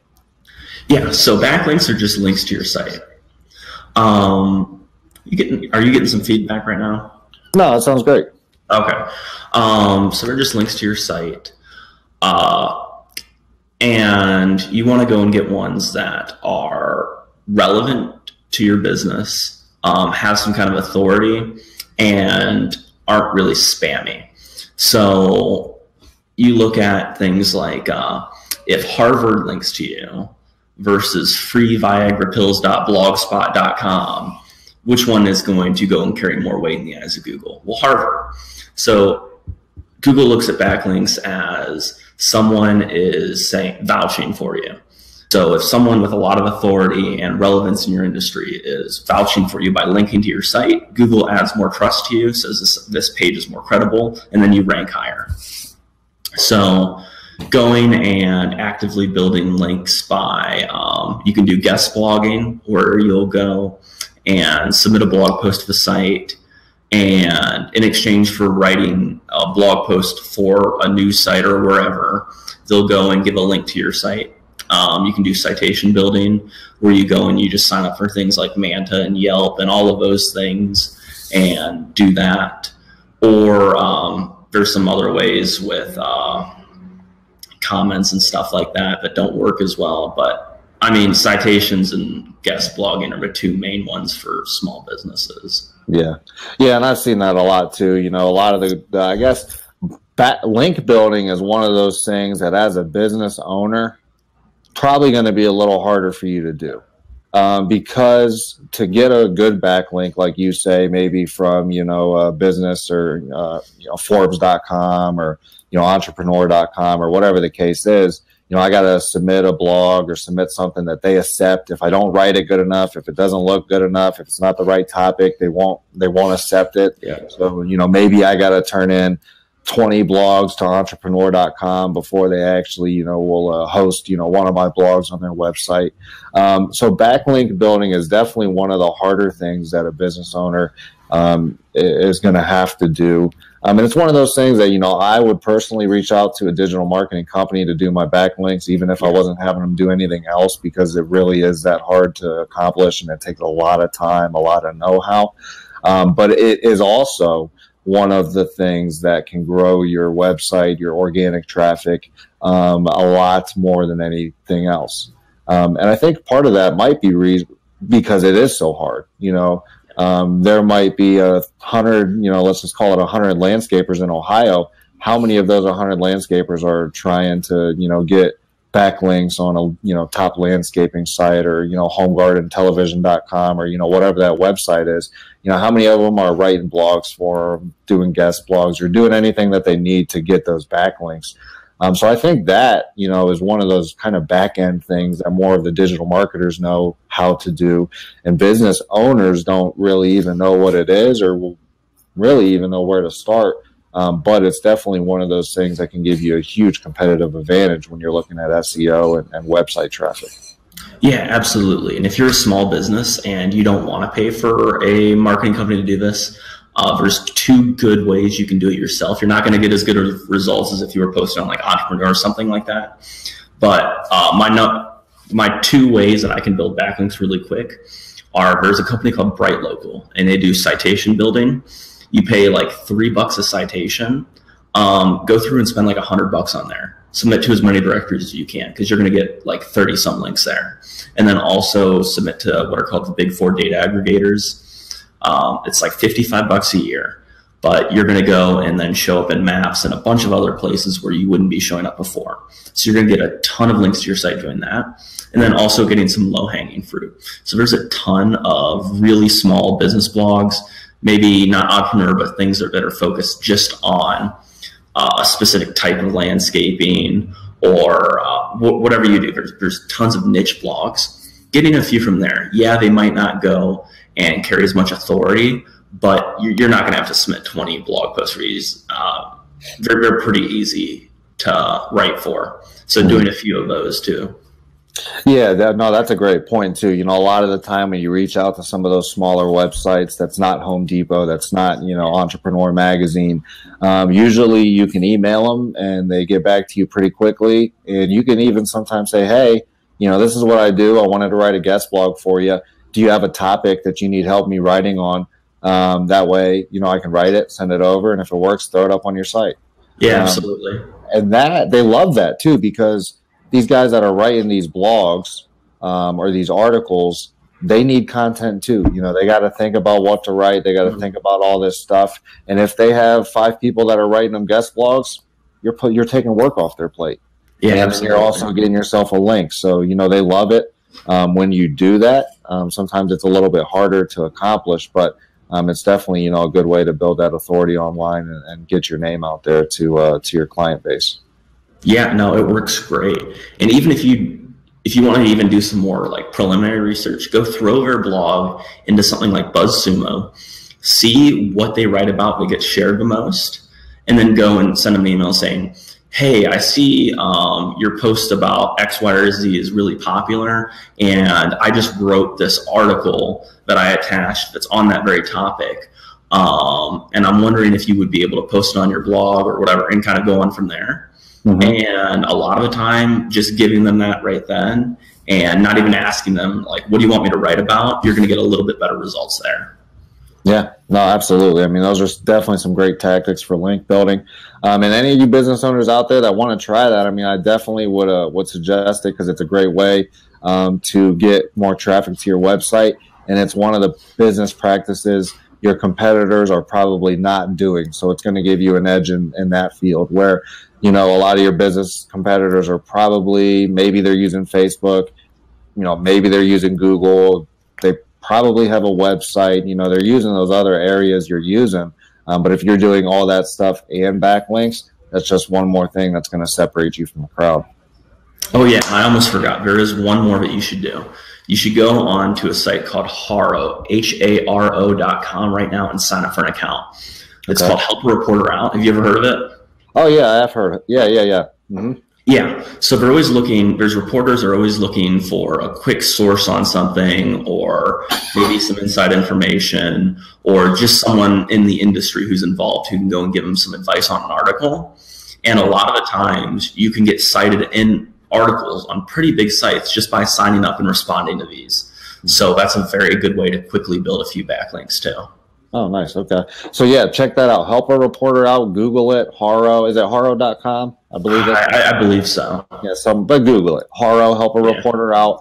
Like Alex said, that's a great way. And what he's, like he said, those are reporters that are looking for people to do exactly what we were just talking about. Reporters who are looking for people to help them write about digital marketing, or write about landscaping, or write about, cooking, whatever the niche is. So yeah, that's definitely, one of those ninja tricks to get, some good backlinks, for your website. So, I mean, it sounds like you're helping a lot of people out there. I mean, you're helping them fix the things that they need to fix. You're getting their SEO right. You're getting their Google My Business, their local. And I think that's, honestly, Google My Business, even though it's one of the easier things to set up, a lot of local businesses don't even have it set up yet, and it's hurting them a lot. I mean, what do you think about that? Yeah, by not signing up, you're probably not going to appear in the Google Local Pack. It takes you maybe 5 minutes at most to sign up for an account. It's just google.com/local or /business, I'm sorry. And you sign up there, you put in your name, hours, phone number, and address. They'll send you a little verification card and verify your phone number, and then you're listed. And people then can write reviews and do all these kinds of things on there. And now you can even write like posts and offers directly from there. So if you're not on there and you're a local business, get on there like immediately. You're going to see some immediate gains by doing that. Yeah, no, I agree. It's definitely, like I said, it's, it's surprising when you go into a business and you're like, hey, man, they're like, man, we're not even on Google My Business. You're like, holy cow, it's 2017. Yeah. You're not on Google My Business. Like, yeah. Holy cow, like what is going on? So no, that's, right there, even a 5-minute little trick, that's going to, if you're not already on Google My Business, that's going to get you into local searches, things like that, to where if people are searching in your area for your niche, they're going to be able to find you. So, well, I mean, you definitely gave us, some great information, during this interview. Let me ask you this, there's some business owners out there that are on the fence, that are scared of change, that are, thinking in their mind, is this right for my company? Is this going to work? Am I going to spend a ton of money in digital marketing and just nothing happen? What do you say to those business owners who aren't pivoting their business to a digital, I guess, kind of setup? What do you say to them to, I guess, save them for the future? Yeah, I mean, if you don't want to spend all that money and take that risk, and I understand that, if you've been doing something that you think is working, run a test campaign. Go and have someone go, instead of going into a full digital strategy, go and spend $100, $200 on, have someone spend $100, $200 on Facebook ads and see what kind of results you can get. And then you can scale those. I mean, I was working with someone who was in real estate, and her strategy involved beer koozies and flyers. I mean, that was it. And I'm like, listen, I know you don't have a ton of money to spend on advertising right now. I'm not asking for $500. I'm not asking even for $250. I'm asking for $100 that we'll put into a Facebook strategy, and let's see if we can sell this house. And I want to say $55 into a promotion, we were able to sell it. So go and just run a small test campaign. And now she's sold on digital marketing because she knows just how powerful it can be. I mean, we were able to go and target like people's propensity to move, their income levels, areas that they had family. I mean, we could target on so much to go and show the ads to a very small group of people who we knew were interested, and then retarget based off that it makes sense. So go get a free consult. Most marketing agencies are going to have free consultations, or most of them do. There's some that make you pay for it. And then just say you want to run like a test campaign and see how it goes, and then go from there and see if it's the results you like. Oh yeah, absolutely. I mean, that's the best way to do it. Split test some things, see, split test it against your brochure, against your billboard, well, if you can. I don't know how you would track it, but split test it, see if it works. And, like you said, and the funny thing too is, you give me a beer koozie with your branding and your company on it, and what do? I pull my cell phone out and I look at your website. So it always leads back to your digital marketing, your presence, your website, things like that. So, I'm with you. It's a lot more, I guess, advantageous to spend $55 on a Facebook campaign to sell my house, as opposed to handing out 500 koozies that no one's ever going to use. So absolutely. Well, hey, I appreciate you, Alex, for being a part of the Pivoting Digital Summit. How do any viewers out there, how do they find you? If they want to talk to you, if they want to learn more about you, how are they going to find you? Yeah, absolutely. If you ever want to get in touch, I'm on Twitter at Alex D. Riddell. You can find me there or on my site, monarchwave.com. Perfect. Easy enough, guys. So if you want some SEO, if you want to talk to Alex and pick his brain a little bit, feel free to reach him out. Yeah. There on them channels that, he listed for us. And if you're not doing business or if you're not doing digital marketing for your company, as we've been talking about, you need to start now, even if you're not going full into a marketing spend, even if you're not, jumping right into the fire. Do some split testing to see how it works for your niche, and at least do a little bit in that area, because it's going to give you higher ROI. And, once you actually make that digital switch, you're going to be very, very happy that you did, because you'll see your revenue grow. You'll see your customers grow, and you'll be moving, forward when it comes to business. So, again, Alex, thank you. The information has been awesome. Business owners are gonna love you for this interview, and they're gonna learn a lot from it. So we thank you again for being a part of Pivoting Digital, and we'll see you guys on the next interview. Yeah, thanks for having me. No, you got it, Alex. Take care. You too.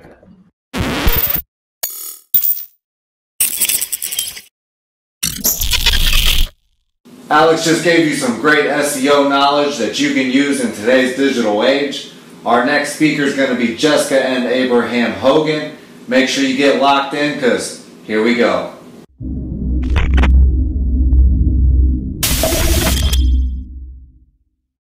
Today we have Jessica and Abraham. She is the owner of Shorty Productions, and she helps business owners bring their company into the digital age.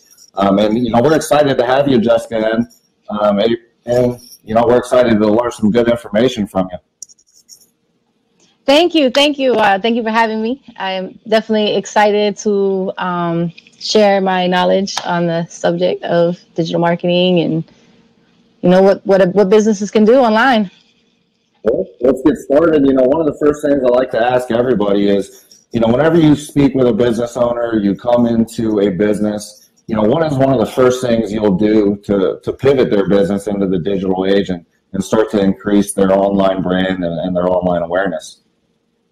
Well, the first thing is very important. It would be actually to collect the data from the business owner themselves. Find out who their niche markets are, like what products or services they have to offer. What have they been doing up until this point? Just find out everything about their business, because what you're going to want to do is, you're going to want to tell stories through anything you do. That's pretty much the most effective way to market a brand, especially these days when everything is social, everybody's in your business. They want to be in your business, so why not allow them to be part of it? So I basically collect a lot of information, everything from their current branding, if they have any, what problems they're facing. Definitely do a SWOT analysis, strengths, weaknesses, opportunities, and threats. Find out who their competitors are, what their competitors are doing. Any type of analytics that they do have. So some people, they, have been, blessed to, work within, the digital realm, whether it was already with somebody else or they have, dabbled in it themselves, and maybe they just didn't find the success they wanted. So they might have some analytics available for me, like where their work is being seen, where they are bringing a lot of their clients from and our customers from, many cases. And that's where I come in and help them to develop strategies and to help them, be better seen and get their ratios converted, much higher. So. Well, absolutely. And one common subject that keeps coming up with you and the rest of my speakers for the Pivoting Digital Summit is you really have to take a look at your business, who your customer is, where they're hanging out, so that you're really doing, an effective marketing strategy. And that's one of the common mistakes I see a lot of people making out there is they're, kind of marketing to everybody and their mother, as opposed to choosing a niche and, really sticking to it and going after their customer. And it's one thing that I think is hurting a lot of people. And another thing that you mentioned is storytelling. I see a lot of websites and they bore me to death with all their information and stats and all of these things that, we've been around for, ever and yada, yada. And it's always about the company. but they're never telling their story, their brand story, why people are picking them over their competition, why they've been in business, what's kept them in business for 40 years. Like you said, I think that story helps connect with your customers and, really builds a brand that people can connect with. And you say that's one of your biggest things is storytelling. I mean, what do you see out there with companies, making a mistake with the storytelling, and maybe how could they get better at relaying their message to where they can connect with their customers and their audience more? Man, yeah, that is a very big factor. A lot of people, like you say, they don't really realize it. If you have a brand, for example, how can I explain this? If you have a brand that's basically, just like everybody else's, maybe they sell paintbrushes. I don't know, I'm just come up with a random one, but let's say they sell paintbrushes. Okay, we have paintbrushes, like you said, we've been here since 1927, and, we use horsehair and whatever, chances are people are going to go with the price. But if you can convince them, okay, since 1927, my grandparents came to the country and this is how we started. We came from nothing, and all we had available were horses. So we used the horsehair because we found out that the quality was, actually much better than using a plastic bristle, which, may or may not have even existed back then. People are going to be like, wow, I never thought of it that way. Oh, this was a regular person. They know, they have expertise because they had to learn from the ground up. And then on top of it, now they feel connected to you because you shared part of your background with them. Like you shared with them your, what makes your company tick, what makes you, that, how can I say, what makes you the regular person, and they feel that they're your friend because now you've shared with them your history in a way, because although it's company history, it is your history. So they become more familiar. They've learned how to trust you. They build loyalty in your brand. They're telling others, maybe the story. Oh, you know why this company uses horsehair? Because, and when they do this, they're, it's also creating a word of mouth and a viral, effect. And where we were talking about reaching everybody and their mom, like, this this is how they're going to do that, because you're reaching to the people that are most likely going to purchase your brand and most likely purchase your, your product or your service. And because of that, they're now telling, they're more enthusiastically, they're becoming brand ambassadors, unofficial brand ambassadors, but they're advocating on behalf of your brand to their moms, their, grandpas, their cousins, everybody. So now everybody else wants to experience what they experienced. And it all started with just knowing who is going to be the biggest mouthpiece for you. Yeah. No, that makes, that's a great point. And, one of the things that kind of jumps out of me in my mind is, the difference between a Walmart and maybe, one of your specialty stores that, people will go to, they'll spend more money at because they're connected with the brand. It's the family-owned grocery store that's been here and that brings in organic products and, whatever the spin is. People are willing to go to that store and spend a little bit more money because of that personal connection with the brand, as opposed to going to Walmart where everyone's like, Walmart, who cares? It's a cookie cutter. Walmart basically goes off of trends and popularity, whereas a specialty store, they go off what are people actually trying to purchase? What do they need in their daily life? Are you there? Oh, yeah, no. So let me ask you this. I mean, what are some of the ways that you've used social media, digital marketing with your clients and some of your companies that have helped you kind of separate yourself from the crowd and give you some of that great, great reaction from your audience?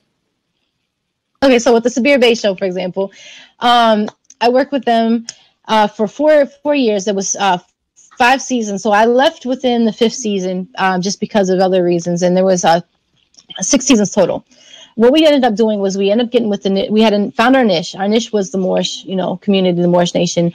They were interested in history, society, culture, the arts. And that's actually how we hit them, was with the arts, especially hip hop, how different things relate and how everything is hip hop.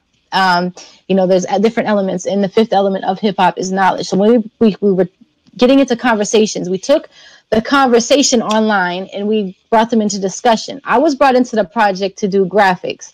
And in doing graphics, I was able to basically, convey the message of what the brand was and what the show was about. And people that, they were very perceptive of like different symbols or different colors that we use, and then it was able to tell the story much better and clearer, especially through digital means. They were interested into it so much that we would have conversation about it, and then they became even more interested. So when they started to learn that, the host had been, who had started the show, he had been there doing his, since the 90s. He had a radio show in Philadelphia, and he had moved to LA. He's a lecturer. He gives lectures on these same topics, we discussed. And basically, they started quickly tuning in. And the more that they were talking about who this person was, that they were a real person, that they learned their knowledge, and he learned his history through basically discussing with elders. And he learned his history through studying and reading books, and then holding law classes and civics classes. And then, he was bringing it to this online digital, streaming media format. And because of this, now everybody's, talking about it. You have to check out the show. You have to see what they're talking about. We start having these conversations with these people. What do they want to hear? What do they want to learn? What do they want to know? And because we were learning, finding out what they wanted, we were able to better put together this real nice, presentation television show. It was just a lot of talking. You can call into the show. We encourage them to call into the show. We would in fact tell them when to call into the show. And because of that, we quickly built from 0 viewers on a channel that had 2 million viewers for every show, 24 hours, 7 days a week, to 8 million viewers just during the time we are on air. Within just a couple of weeks, this took off like wildfire. And we ended up finding out, okay, a lot of our viewers, in talking with the program director for the show, we're learning that, okay, a lot of our listeners are coming in from iTunes Radio. There's 1 and 2. We learned that they're coming in from, Roku. I love Roku, as you can see. I need them to give me a check for that, but I'm just joking. So they're coming in and watching Roku. They're very specialized, very niche markets.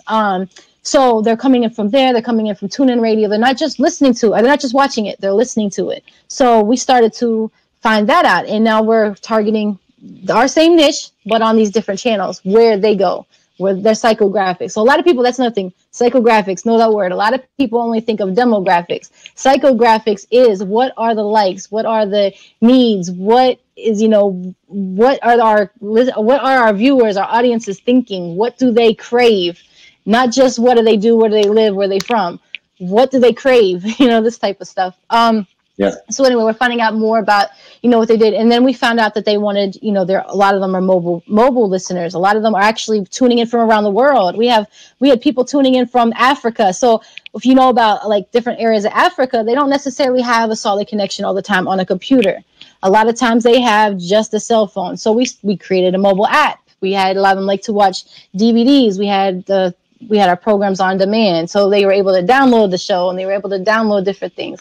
So it got to be really a big brand. Now he's, he already had been putting out movies and DVDs, but now he's putting out even more DVDs. Now he's being asked to tour all over the world. He's being asked for interviews, and it's crazy. Wow. But that's how a brand can expand. And it came off of storytelling, because he's telling his story about how one day he was in the grocery store and he saw a guy that looked interesting to him, and he asked him one question: what was he? And because he asked him what he was, they ended up going from there and discussing, the different law and history, and then religion, and then it just evolved. And because of that evolution, it also evolved into this television show, and people became part of the television show and discussing the brand. It was, Wow. That's how anything can work like that.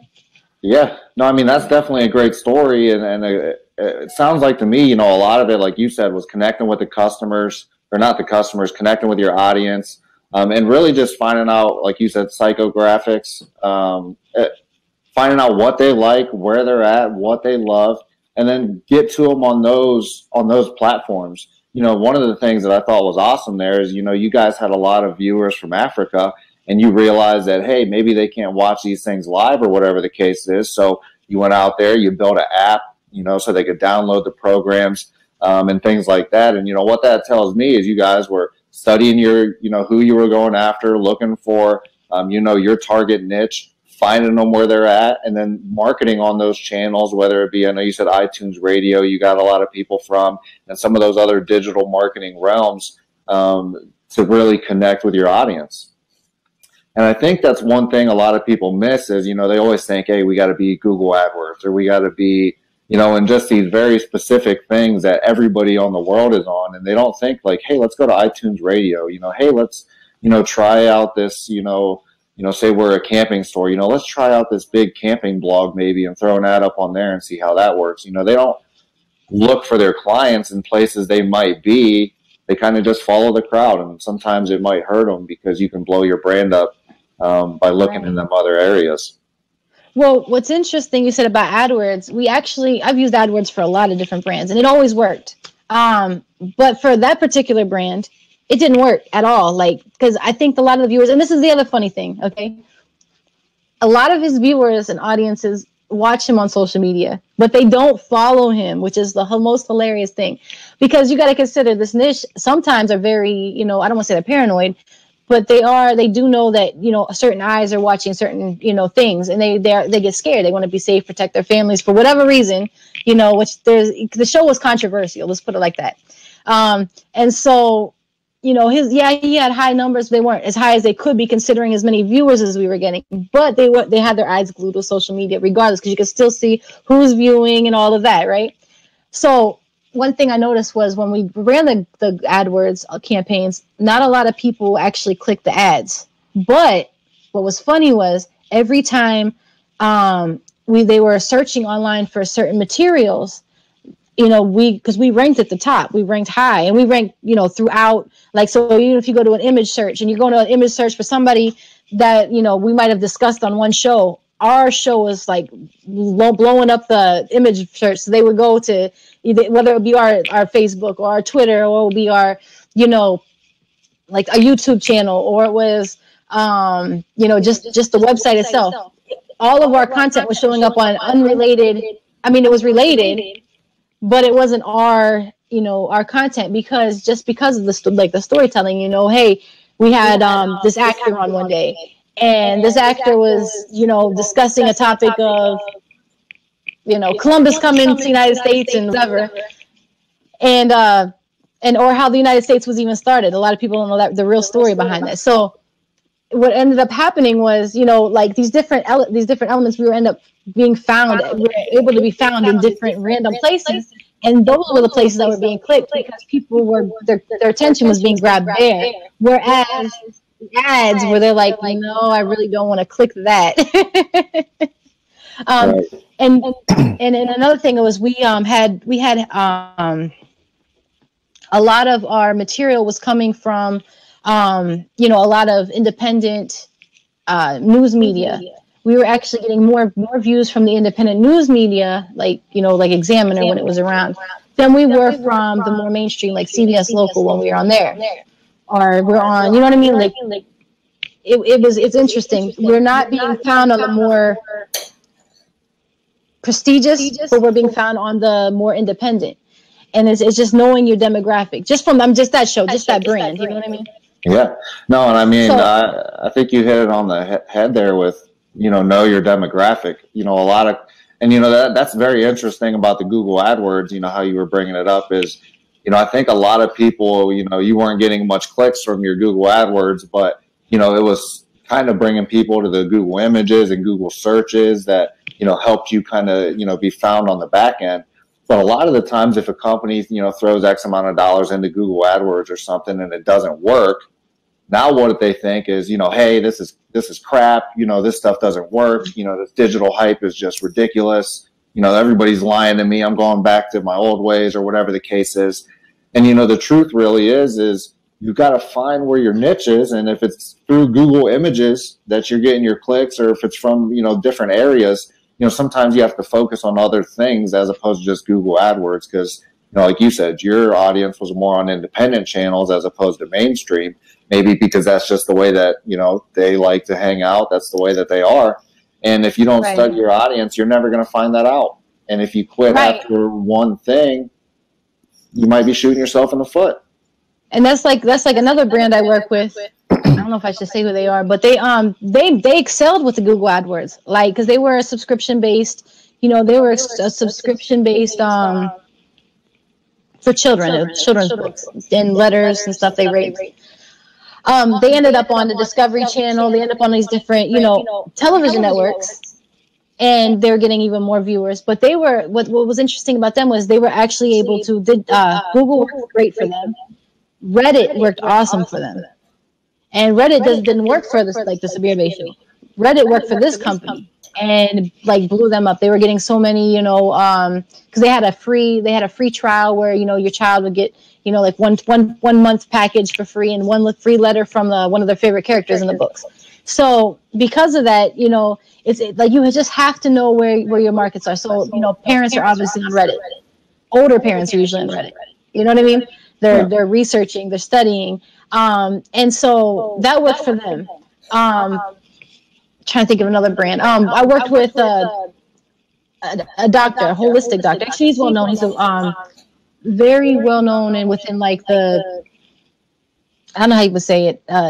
He worked for Brussels. He was in the parliament in Brussels. Okay, so that's who he is. He worked for the governments and different things. Now he works with a lot of like celebrities. He works with a lot of people getting their health, actually turning their health around completely just by eating certain foods. So we had to learn like where did he fit in? And one thing where he fits in very well is obviously the health freaks, health junkies, but like a lot of people are looking. You're gonna have to find where online are they looking for alternatives to these specific drugs that cure cancer, not cancer, but you treat cancer or cure diabetes or cure strokes. And so what we do with him is like, okay, we market his brand as being he's an education brokerage. What he calls himself, education brokerage, because he doesn't want to tell people, hey, if you take cayenne pepper and, this much cayenne pepper every day, you're going to cure your stroke and you're going to be able to use your body again, your body functions. But he can tell people that information and share that as an alternative form of treatment or an alternative form of, care. I don't know how to put those into words without saying it, without getting in trouble. Yeah, absolutely. In the healthcare, you don't want to talk about healthcare when you don't want to, because people will come down on you quick. Sue you. So, no, I agree there. And one question that it's very interesting. You have multiple practices that all are on different avenues. Reddit, one on Google AdWords. One on Google Images and searches, and iTunes Radio. So there's a lot of different avenues that you touch whenever you're working with your different clients. I guess what is your approach when you work with a client on how do we evaluate where we should be? How do we kind of get to that point where, okay, Reddit is where we need to be, or okay, we know Google AdWords is where we need to be. How do you get them there? You're going to want to start. Of course, you're going to want to test the waters. Yes, there are different channels you're going to want to roll out at the same time. It is important to have a full presence, I believe. You don't have to have like, I need a full theatrical website. I need a full theatrical my Facebook has to be off every 2 minutes. My, Twitter has to be off every 5 minutes. I have a Snapchat, whatever. You don't need to do all of that at one time, but you do need to have some type of a presence. So what I always suggest is, okay, let's make sure we have everything set up, the basics, right? Set up any type of content management system so it is pushing stuff out while you're busy doing what you're doing, what's your analytics for even what you've set up.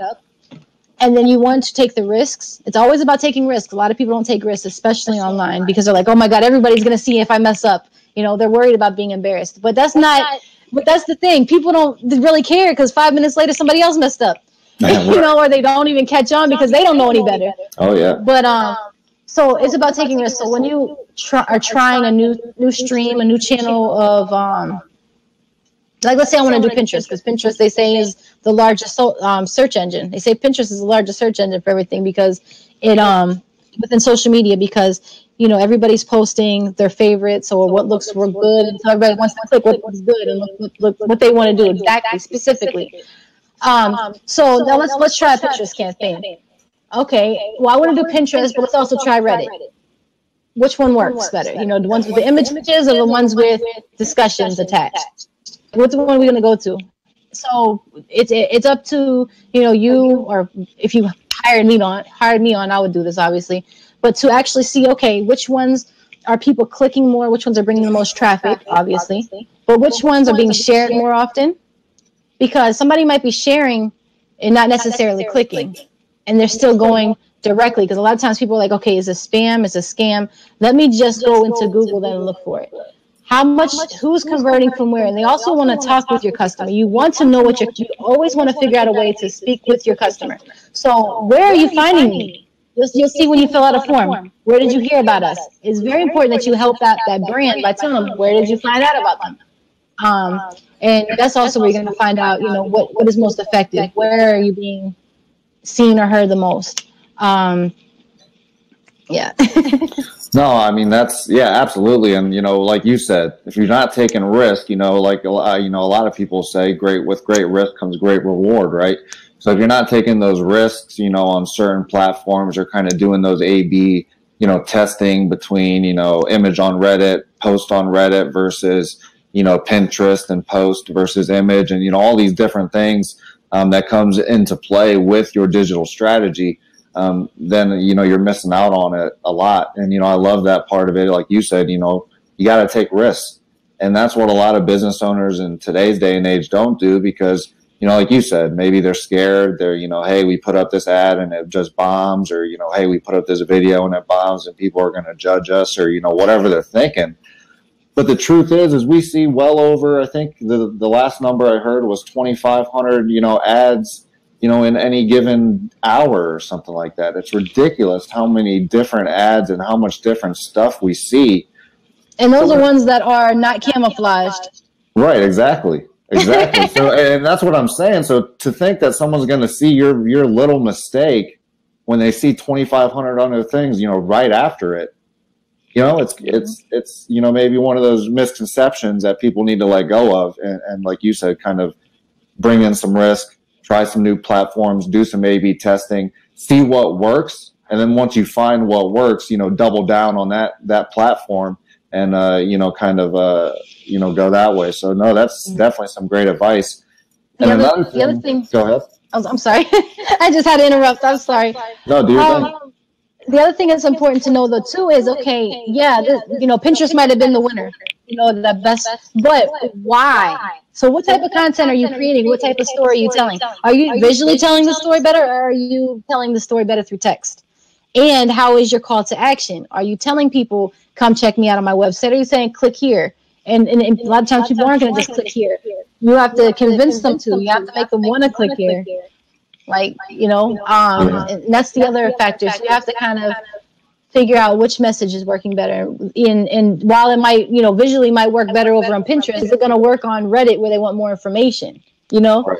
Yeah. So you have to, that's how you're going to have to decipher better, you know, why it's working, what makes it more effective. Right.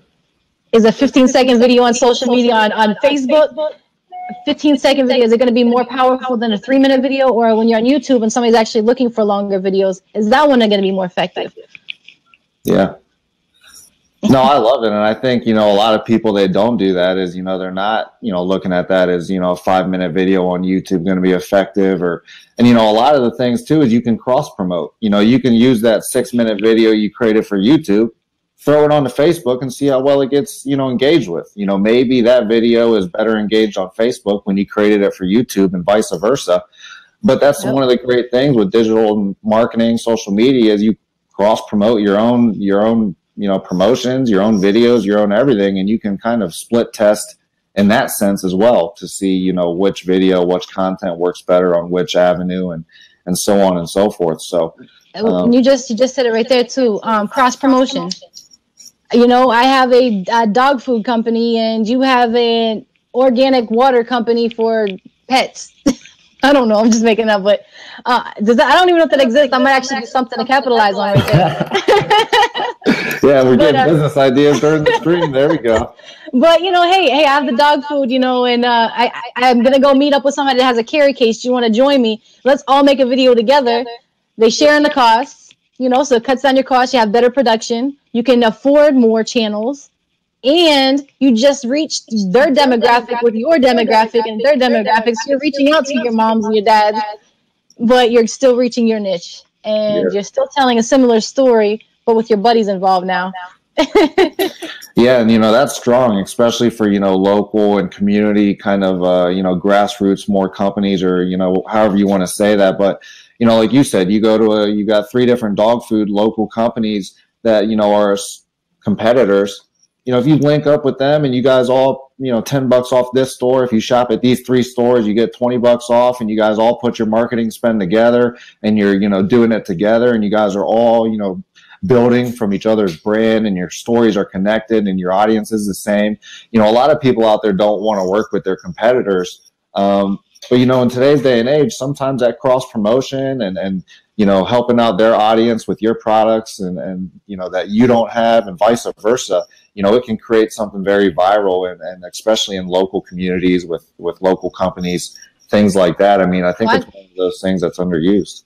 That definitely works with events. A lot of people, this is for you event creators. Everybody has events. Promoters, marketers, whatever you are dealing with events.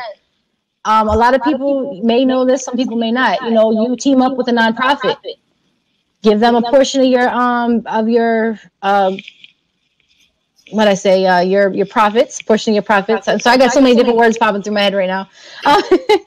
That's one thing about me I don't like, is I have so many ideas at one time, and it's to tell you that it comes out like I'm not saying anything at all. Anyway, so you team up with a nonprofit that fits your cost. So maybe you're doing, a lot of people do let's just use a Sunday Fun Day event, which I don't know if you've ever been to one. Adults playing on life-size, Connect Fours and things. So let's say you teamed up with a Toys for Tots, just because it's toy related or whatever. It's an adult thing here, maybe even sponsored by Miller Lite. But it's creating ties where maybe they shouldn't be at, but at the same time, it's for a good cause. Not only are you creating a good cause, but those parents that once upon a time had to use Toys for Tots, and now they're enjoying life, and they're sit back and they drink their Miller Lite while they're watching a football game. They're going to come support. They want to come to have fun at the Sunday Fun Day event, and they're going to support the next round of kids that needs the Christmas presents and Christmas time in their neck of the woods. And so what's going to be cool about it is not only are you giving donations, you're encouraging people to come, but you're also you're getting a tax break. A lot of people don't understand that. You by helping others and by the cross promotion and through encouraging people to support a cause, you can actually benefit financially. And that's not necessarily a reason to just go do it, but it's always a perk, Yeah, no, absolutely. I mean, me personally, I believe that if you're helping others in need, then, the universe is going to give you back in double. And part of that, the universe giving back is that tax break. There's nothing wrong with taking advantage of that. If you're a business who's out there helping the community, because at the end of the day, you're taking your time out of your day to help someone. You're going out there and you're making a difference in your community. And I don't think that there's anything wrong with, using those advantages that you can as a business owner. So. Right. And it's bringing a former demographic to your demographic now. And your audience is growing, and it's showing that you have a heart, that you are a person, you're telling the story. Yet again, it comes back to telling the story. Mm-hmm.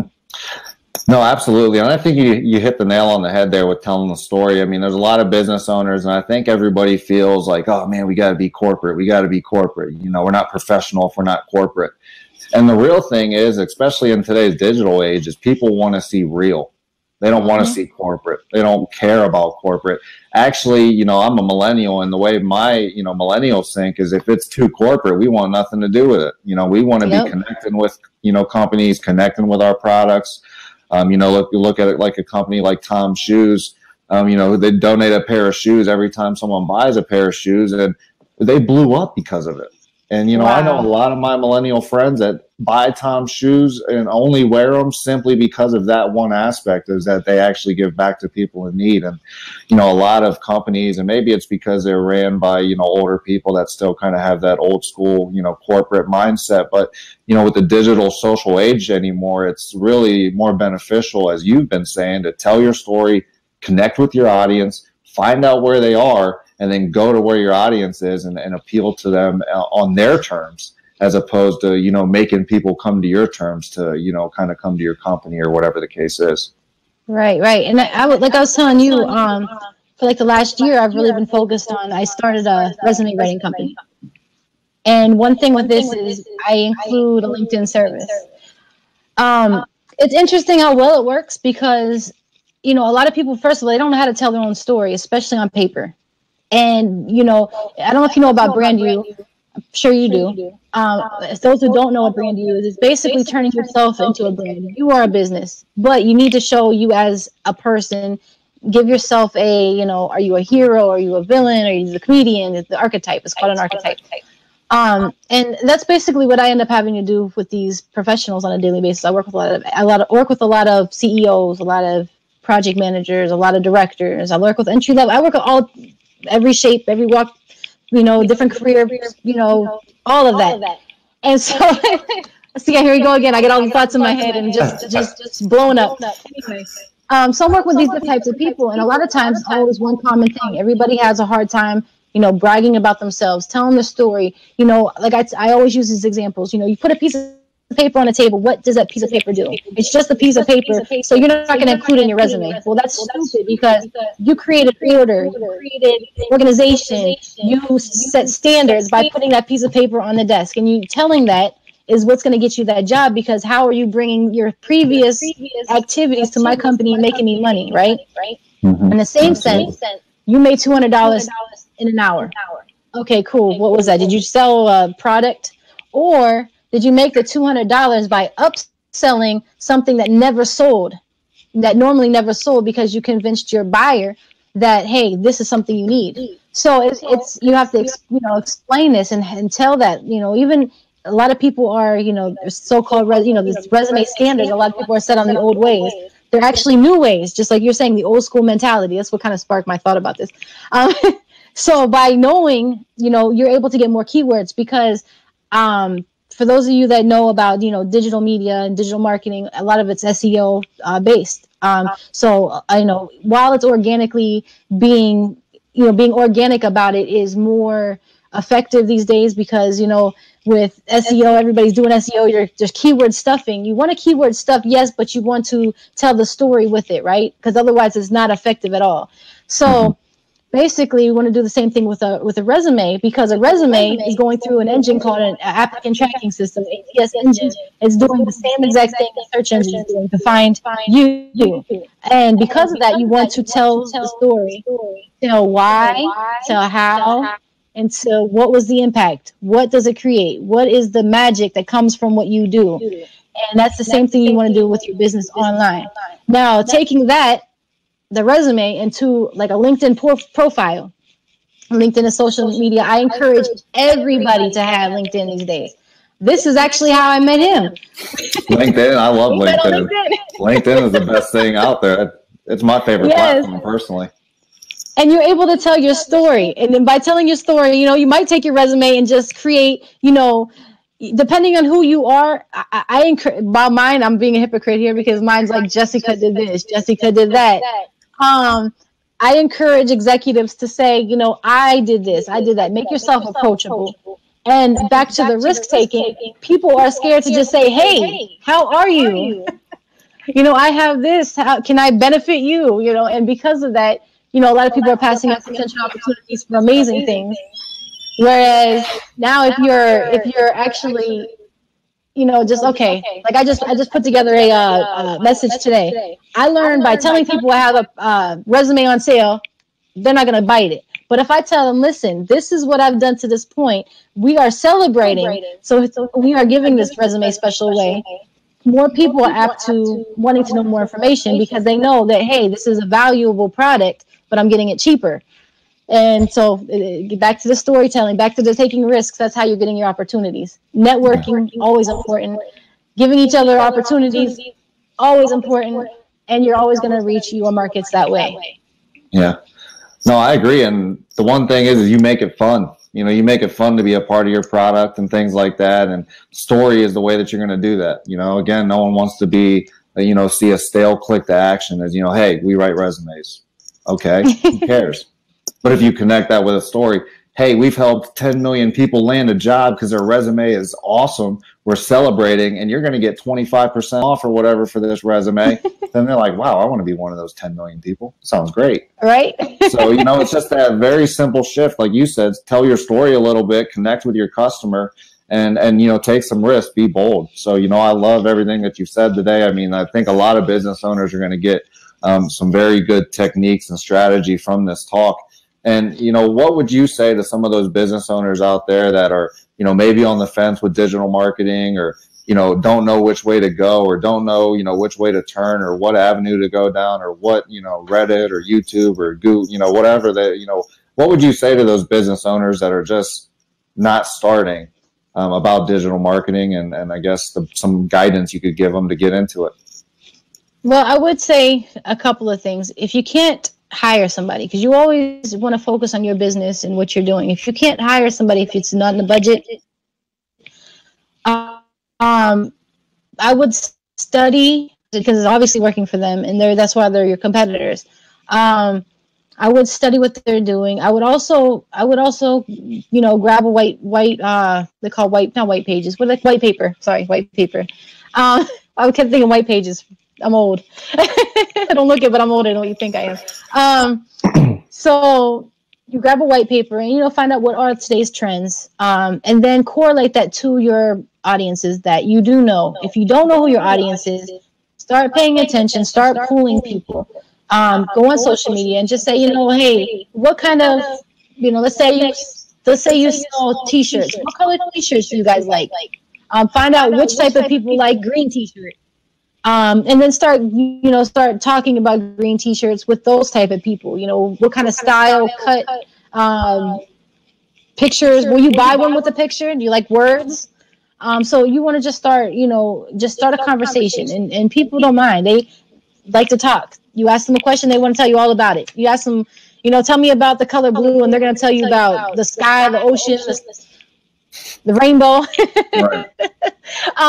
And because of that, shoot, I'm over here talking my butt off. All because of just one question, right? All one question.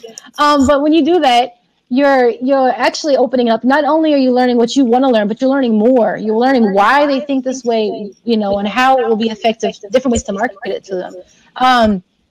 And so by doing that, you know, you have a starting point, because somebody already, you know, has lived they structured it within a white paper. They told you what works, what doesn't work.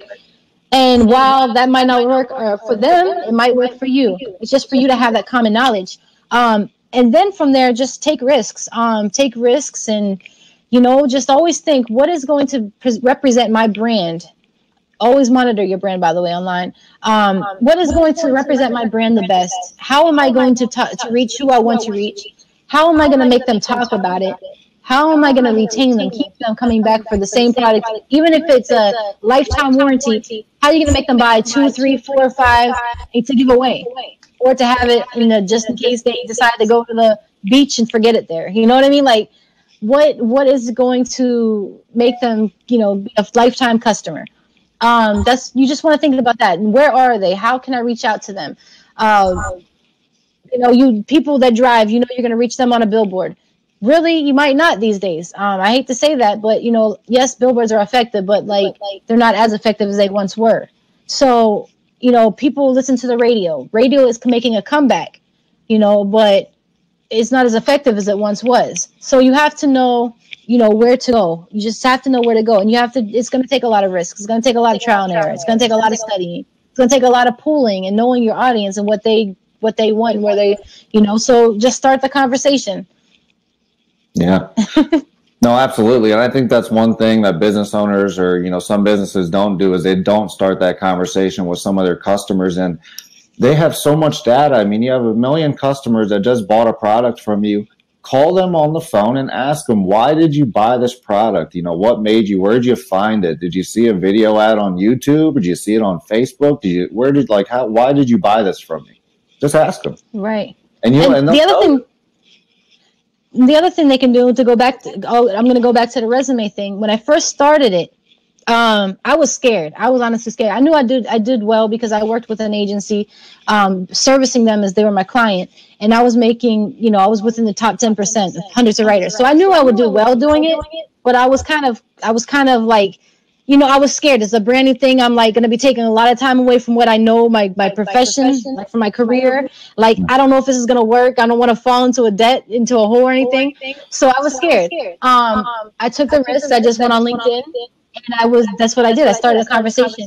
I let them know, hey, I'm starting this. If you don't need this, you know anybody that needs it, let me know, and I'll give you my prices. I didn't want to sound too spammy, but at the same time, I was being very spammy. So what happened was I actually reached out to a couple people that were, you know, honestly, it's still going. It's like a chain. One guy I reached out to was top executive at this company. So it's a global company. He was leaving, and he's actually not even going back into the workforce for a long time, but he wanted to have a resume for when he's ready for it. He went and he told a bunch of people at this company. I have to make sure I don't say the company name. Told the company, everybody in the company, hey, you know, there's this girl, she does resumes. The company, you know, you know that we're going through new management, and the change is not really a great change. You might want a new resume. Here, get in contact with this girl. So, of this woman. So what I ended up doing was I ended up talking to all these different people, and let's just say this company is now short about probably 20, 25 team members. And where's everybody going? And why then are they're they leaving still so fast? Each person is still referring each other. They're still referring others, and they're coming back after months to like have more, you know, stuff done. And I'm like, wow, like it's so great. And it's like that company, and then another one, very well-known company within the entertainment world, same thing. And what's really cool is they have regional teams, they have global teams, and they have to be in contact with each other. They work, you know, remotely. And so I'm getting people from over here from this company in California, then their New York office, the Rhode Island office, the Massachusetts office. I'm grabbing all their best clients or all their best employees, and I feel bad, but at the same time they're gonna leave anyway. You know what I mean? So just take the risks and reach out. Absolutely. And all that started from, you know, a simple conversation, you know, bringing in a boatload, bunch of new business that would have never started if you would have said, hey, LinkedIn's not for me, forget about it. Maybe you wouldn't be talking to anybody. I threw etiquette out the water. I didn't care if I didn't know these people. I was adding them and I was contacting them. I was like, you know what? I don't care, because if it was somebody I knew, they're just going to ignore the message anyway and say, oh, that's just Jessica. You know? Mm-hmm. Yeah. And I think people, you know, I think people don't really care much. I mean, I have people reach out to me all the time on LinkedIn, and it doesn't bother me. It doesn't make me mad. You know, if I can't use your services, I can't use your services. But I know if somebody who will, I'll definitely tell them about it. I mean, that's what it's about to me, is networking, connecting, helping others get to where they want to go. And, you know, I think that maybe a lot of people see it as, you know, I can't be, you know, I'm not connecting with everybody. But it's, you know, I just tell people, go out there and connect and talk to people. Like you said, start that conversation, because that's the only way you're going to get what you want. So, yeah, and LinkedIn is the best place too, because they say like 80 to 90% of hiring managers are starting on LinkedIn these days. Also, like project managers, they're going and finding the resources on LinkedIn. They want to see the person, who they are. They want to see their endorsements. They want to see their, you know, they want to see who you are before, and how others see you before they actually reach out. You know, it's better than a review half the time, because a lot of reviews, you could pay somebody to put a review up for you, you know, very easily. Whereas somebody, it's connected to their profile and it's showing that, you know, you recommended them, then it's holding them more accountable. Yeah. You know. Well, hey, I appreciate you for being a part of the Pivoting Digital Summit. The business owners out there have definitely learned a lot from this talk. And, you know, they're definitely going to have to watch this a couple of different times to get all the gold nuggets that are in this, because you definitely dropped a lot of knowledge for them. So, you know, we appreciate your time, Jessica and Abraham. Why don't you go ahead and tell everybody out there, you know, if they want you to help them out with their digital marketing or help them find the avenue that they need to go down, you know, how do they get a hold of you? And then, you know, what's some of the best ways to you know, connect with you? Okay. Well, I'm really available anywhere. You can find me on LinkedIn, since we'll go there. I'm Jessica and Abraham-Hogan on there. There's a lot of, designations after my name. That's something I want to address since we're going to go there. It is not, because I had a fight with somebody about this one day, and I had to explain my point. Not fight, a discussion, a debate. I do want to say that if you're on something like LinkedIn, do not feel bad about putting your designations. People want to know in a snapshot who you are. Obviously don't use it on everything you do, but so when you do look for me, I do have my designations. I do have masters and things like that. Now you can find me there. You can email me. I'll just give my personal emails, jessicanabraham@gmail.com. You can reach me on my email or LinkedIn. That'll be the best place. That works. So yeah, any of you business owners out there that want, Jessica to help you with some of your strategy, or just want to, start that conversation, feel free to reach out to her there on LinkedIn or email. Again, I thank you for being a part of the Pivoting Digital Summit. We thank you, viewers, for being a part of this, and we'll see you guys on the next one. Thank you so much for having me. You're very welcome. Nice to meet you guys. We'll see you later, Jessica. Bye-bye. Thank you.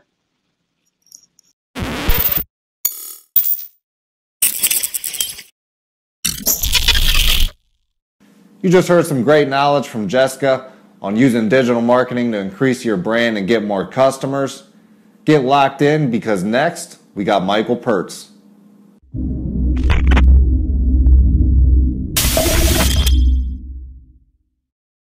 Okay, business owners, Chris Paulino here, IMR. Today we have Michael Pertz, founder of 3 Mountain Digital.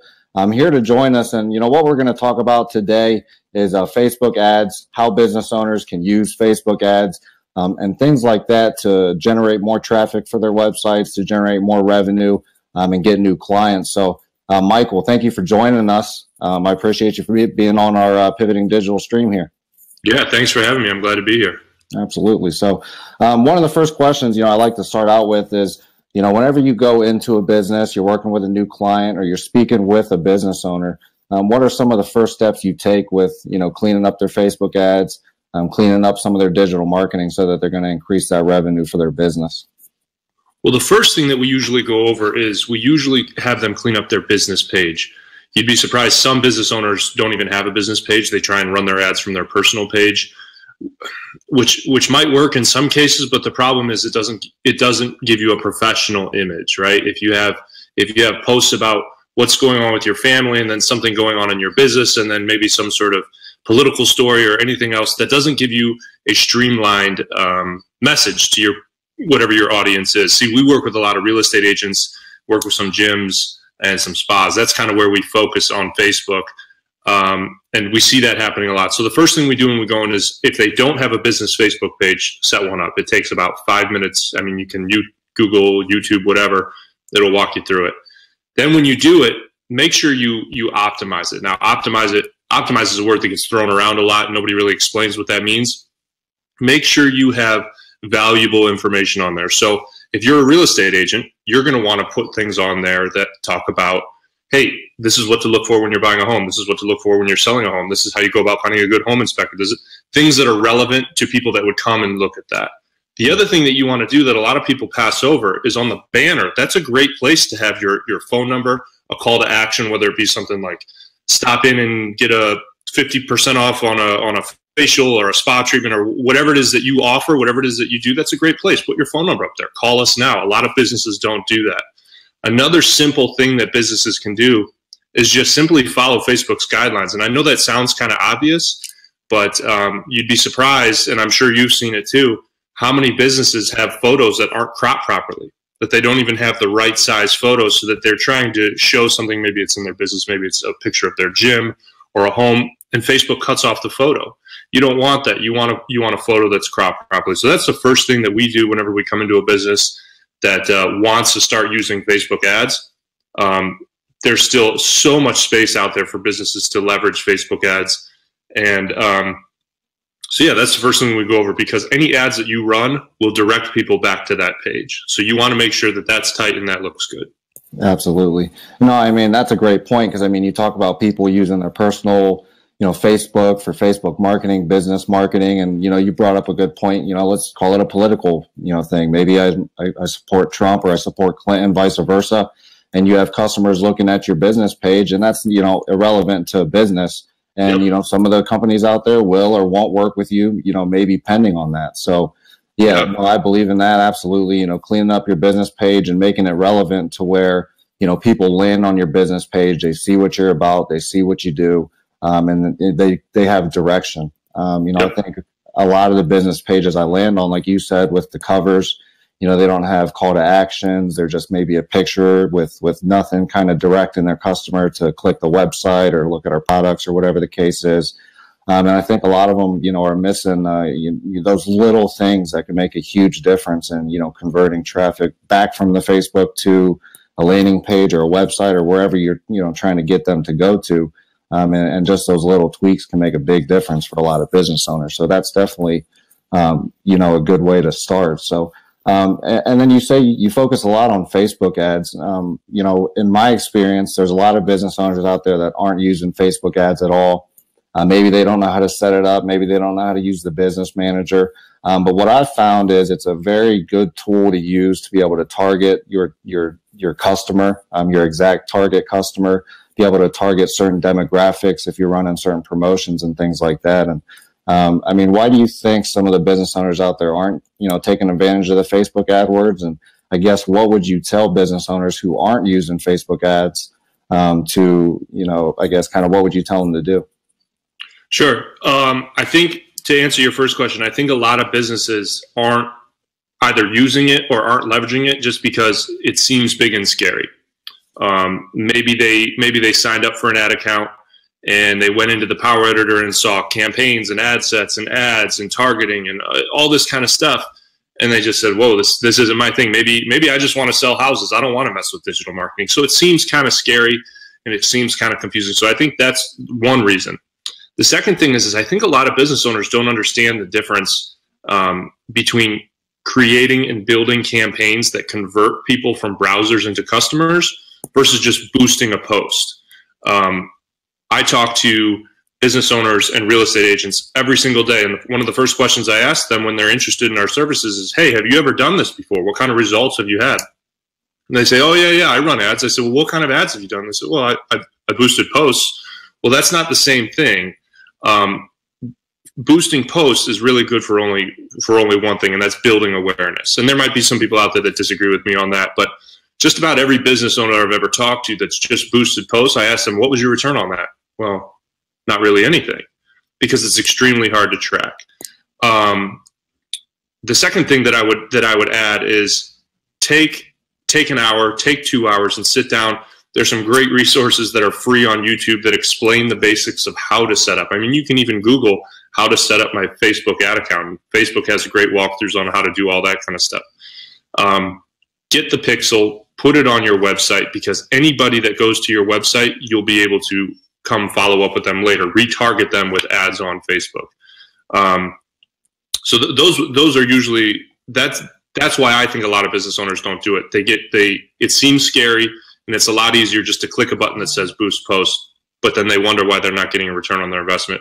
They're spending $50, $100, $1,000 a month boosting posts, and then they think it doesn't work. Yeah. And, that's another good point. And one thing that I've seen business owners that do boost the posts, a lot of the time they'll go in there, they'll boost the post and they'll forget to target an audience. So they'll be, they're a gym and they're targeting people that have no interest in gyms at all. Yep. And, you get engagement, but you don't get conversions. And, right. When I've always told business people, if I send 1 million people to your website right now, to whatever your product page is, whatever it is, and none of them convert into a new customer, then it really does nothing for you. So, yep. Like you say, you got to be able to target those, use your pixel, be able to retarget some of those people. And when you boost the post, you just can't target them as easy as you can if you go into the back end of Business Manager and kind of, look and pick and choose and really sit down and figure out, where is my target customer going to be? Where should I be putting these ads at to get some of that targeted traffic back to, my product or my service or whatever it is? Right. And it's very, very, very hard to track your return on your investment. And in a lot of cases, businesses are just throwing money away. For instance, I know of a gym that was spending, I think it was around $15,000 a quarter. Wow. So around $60,000 a year on paper mailers.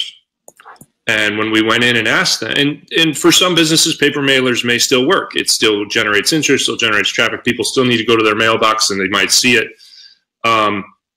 When we asked them, well, how many signups, how many people came in because of those? Well, I don't know.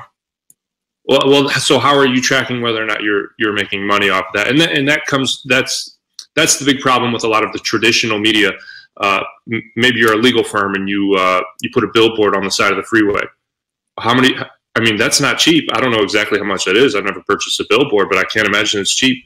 Radio commercials, TV commercials, paper mailers. There's all sorts of ways to do marketing. And unfortunately, a lot of business owners think marketing is just throw some money at the wall and see what sticks. But really, you can figure out exactly, I mean, we can get interested buyers in an area for 80 cents. You can't do that with a paper mailer for real estate agents. So if nothing else, you'll be able to target, or I'm sorry, you'll be able to track down to the penny how much you're spending to acquire a customer. Yeah, no, and that's, you know, a huge, and it's funny to me because a lot of business owners, they always talk about ROI and, you know, this and that, but it's, you know, and then you ask them, you know, how are you tracking your television commercial? How are you tracking your billboard? How are you tracking your mailers? And the same thing you just said, I don't know, you know, they can't track it. It's impossible to track. And so, you know, you go out there, you spend, you know, 60 grand in a year on paper mailers. If those paper mailers brought 30 grand in business to your company, then you just lost $30,000 on that, you know, one marketing platform. You know, one of the dealerships, we handle a lot with dealerships, restaurants. One of the dealerships we work with, before we were, you know, working with them, they were able to take around 80 grand out of their traditional marketing spend, put it into, or they actually got to keep it. They, you know, they saved that money. Because the digital marketing we did for them made up for the traffic that $80,000 accounted for in billboards, TVs, radio spots, which, you know, obviously helped them, you know, increase the bottom line by simply cutting a little bit of the cost and doing some more targeted, you know, marketing. So it's definitely a great way. Like you said, you know, you can't, a mailer, a stamp is 80 cents or, you know, at least half that, you know, then you got the envelope, you got the digital print, you know, or the print and all that stuff. I mean, to get a lead for a real estate agent at 80 cents is, you know, I don't think you can get much cheaper. So. Right. And that's what a lot of local business owners don't understand either, is it's, even though it may be confusing at first, I mean, there's people like myself, there's people like you, there's companies that you can hire to do this. You can spend a fraction of what you're spending right now on your traditional marketing by doing this and getting the same, if not better, results. If nothing else, you're just going to save money by doing it this way. I mean, the most recent thing I heard was what? There's over 2 billion people on Facebook now. And if you're a local business, you don't need to get all 2 billion. You might only need the 50,000 in your area. Yeah. That's not that expensive. Depending on what you're doing, that might only be $100, $200, $500, $1,000 a month. And when you're a gym that's spending $20,000 a year on ads, well, that saves you a lot of money. Absolutely. Well, I mean, let me ask you this. I know you work with a lot of gyms, a lot of business owners, and I mean, you go in there, you tell them, hey, we're going to do digital marketing. It's going to cost you less. It's going to increase your revenue. And a lot of business owners are like, oh my gosh, you know, I can't believe this, or, you know, whatever. Maybe they don't move forward with it because it sounds too good to be true, maybe, or they don't have good experience with who they used in the past. And, you know, it's holding a lot of companies back. I guess, you know, when you do work with those companies, you show them those results and they're like, oh my gosh, I can't believe it worked like this. You know, how would you, I guess, get those business owners that are on the fence, that are thinking, is this a good idea? Should I kind of do what I've done for the last 20 years and keep doing that? I mean, what do you say to those business owners to take control of their digital marketing? Well, I mean, that's for people like you and me that run ads, and this is what we do. That's a daily struggle. Change is scary and change is difficult for anybody. So when you've had a business that's been successful for the last 20 years doing things a certain way, it's scary to pay somebody else money to try something new. So I get it. And to your point that maybe they had a bad experience, as I'm sure you know, there are a lot of people in the industry that have no idea what they're doing. They might be really smooth talkers and they have no clue what they're doing. So if you are a business owner and you are approached by a digital marketing agency, ask for results. If they can't provide them, don't work with them. Now they might say something like, hey, we're not going to tell you the name of this client, but they can absolutely bring you and show you results. So ask for results. As far as how we overcome with business owners the whole why would I try something new? A lot of times it depends on where the business is at. If the business is doing great and they're spending, you know, $20,000, $30,000, $50,000 a year on traditional marketing and they're still bringing it in, well, then to their point, I don't really know how you overcome that other than you have a CEO or an owner that wants to try something new and wants to do better. And there are businesses out there like that. But a lot of times for business owners, they're struggling. They're struggling to bring in new customers. They're struggling to drive traffic to their store, to their website, whatever it is what they do. So a lot of times I'll ask them, can you afford not to try something new? Because at the rate that you're going, if you're losing X amount of dollars per month, you're going to be out of business in 6 months. You're going to be out of business next year. You're already in this much debt. And I know that it might seem scary to pay a marketing agency $500, $1,000, $2,000, $5,000 a month. But when they can show you the results and they explain the numbers to you properly and what that looks like, it makes perfect sense as far as an investment. And I think a lot of business owners don't think of their marketing as an investment. I think they think of it as a cost. Yeah.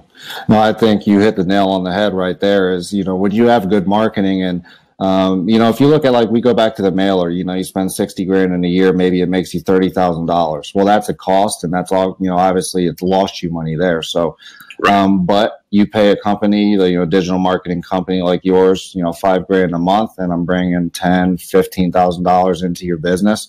Well, we're making profits. This is an investment. You know, the longer you continue to do this, maybe it goes 10, 15, maybe jumps to 30, you know, it's going to continually grow if you keep kind of putting your eggs in those baskets.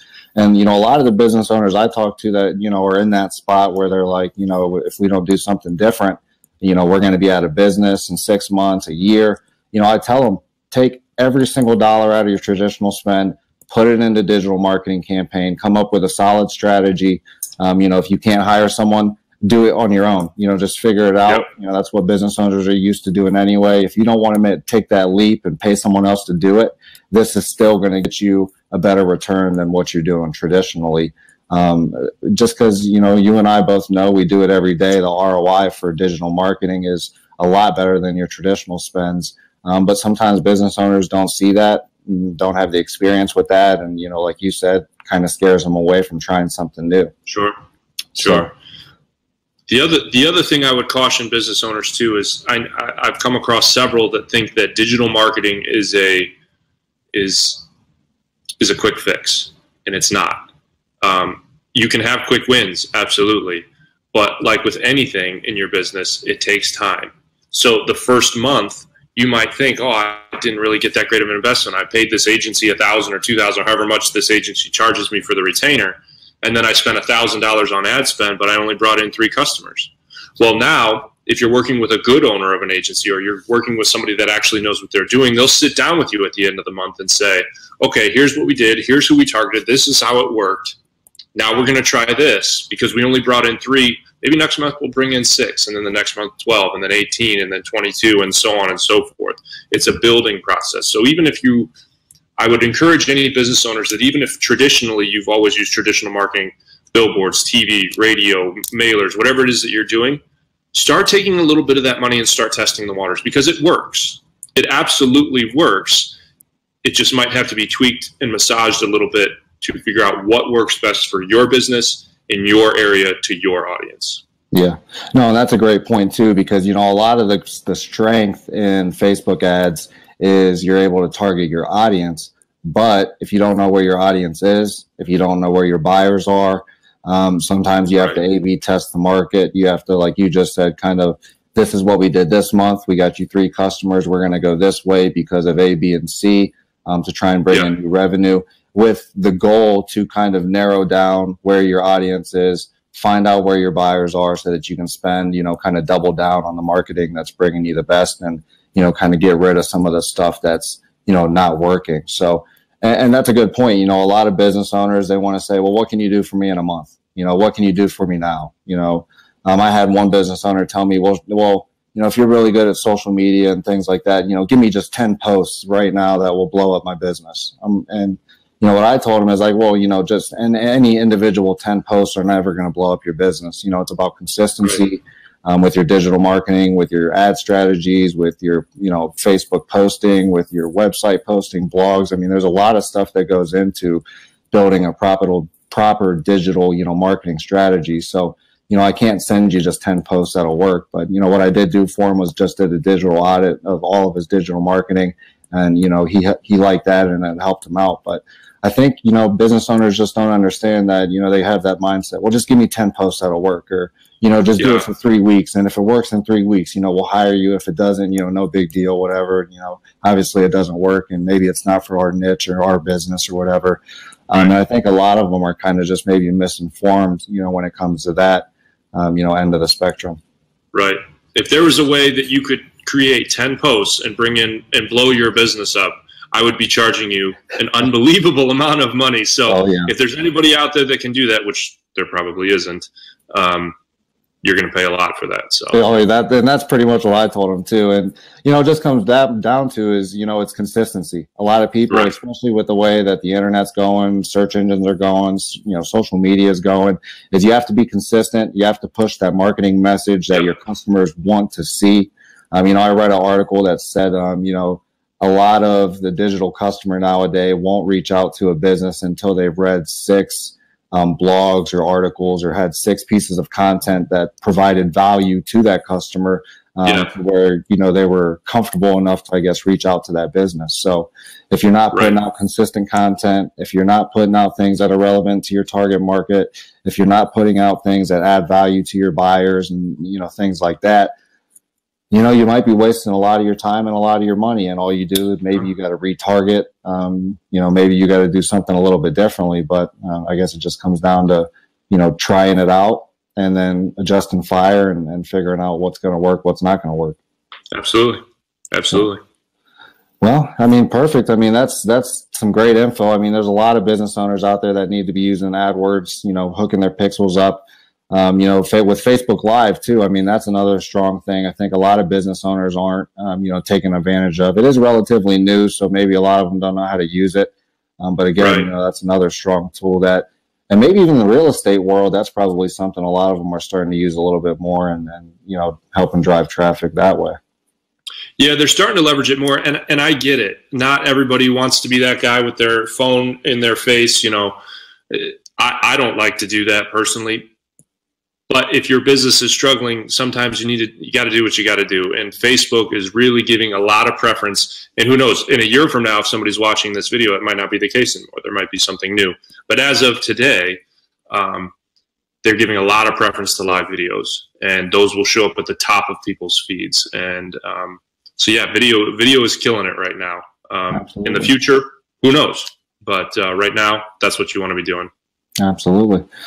Well, hey, Michael, we appreciate your time here. We appreciate you coming for this Pivoting Digital Summit. I mean, the info you gave is great. It's going to help business owners, you know, reevaluate their Facebook, you know, help with their ads. And, you know, hopefully it helps them, you know, get past that hump of if they're not using Facebook ads, if they're not using Facebook to increase their revenue, hopefully this is going to help them move forward and I guess kind of jump the fence and, you know, try it because as you said, as you know, for your customers, for your clients, it's been helping them a lot. It's increasing their revenue. They're finding targeted buyers for 80 cents and, you know, maybe, you know, less expensive than you're going to find them for traditional marketing. So, you know, again, we thank you for the information. I mean, is there anything you want to leave the business owners out there with to cap this off? Yeah, absolutely. Absolutely, you should be at least looking into using Facebook ads in your business. Now, it might not work for every business, but generally, if you are a local business that provides a product or a service, the sky's the limit. So definitely look into getting on Facebook. Whatever you do, stop boosting posts. You're just kind of flushing. Well, that might be a bit strong, but you're not leveraging your marketing dollars and putting them to work as much as you should. From just boosting posts. So, and if you ever have any questions, regardless of your niche, people, you know, feel free to reach out to me. I'd I don't know, I can leave my email address in the comments or something like that under the video. Well, I mean, how do they reach out to you? Is it best to message you on LinkedIn, email, your website? I mean, how should they reach out to you? Yeah, honestly, the easiest way to reach out to me is they can feel free to email me. My direct email is mike@3mountaindigital.com, the number 3mountaindigital.com. I'm on LinkedIn. I'm on all these platforms all the time, all day long. So reach out to me if you have any questions, or if there's anything I can do to help or clear anything up. Absolutely, I'd be more than happy to help. Beautiful. All right, guys. Yeah, absolutely. So if you need help with Facebook ads, feel free to shoot Mike an email. He'll be able to help you out. He's an expert in that field, especially if you're a real estate agent, if you're a gym, if you're a spa. You at least should email him and start a conversation. If you guys don't work out, if you don't end up working together, he's still going to leave you with some actionable content that's going to be good for your business. So don't be scared to reach out, get some questions answered, and you know, maybe he'll even help you increase your revenue. So again, Michael, thank you for being a part of the Pivoting Digital Summit. We appreciate your expertise on the Facebook ads section, and we'll see you again. Awesome. Thanks so much, man. All right, take care.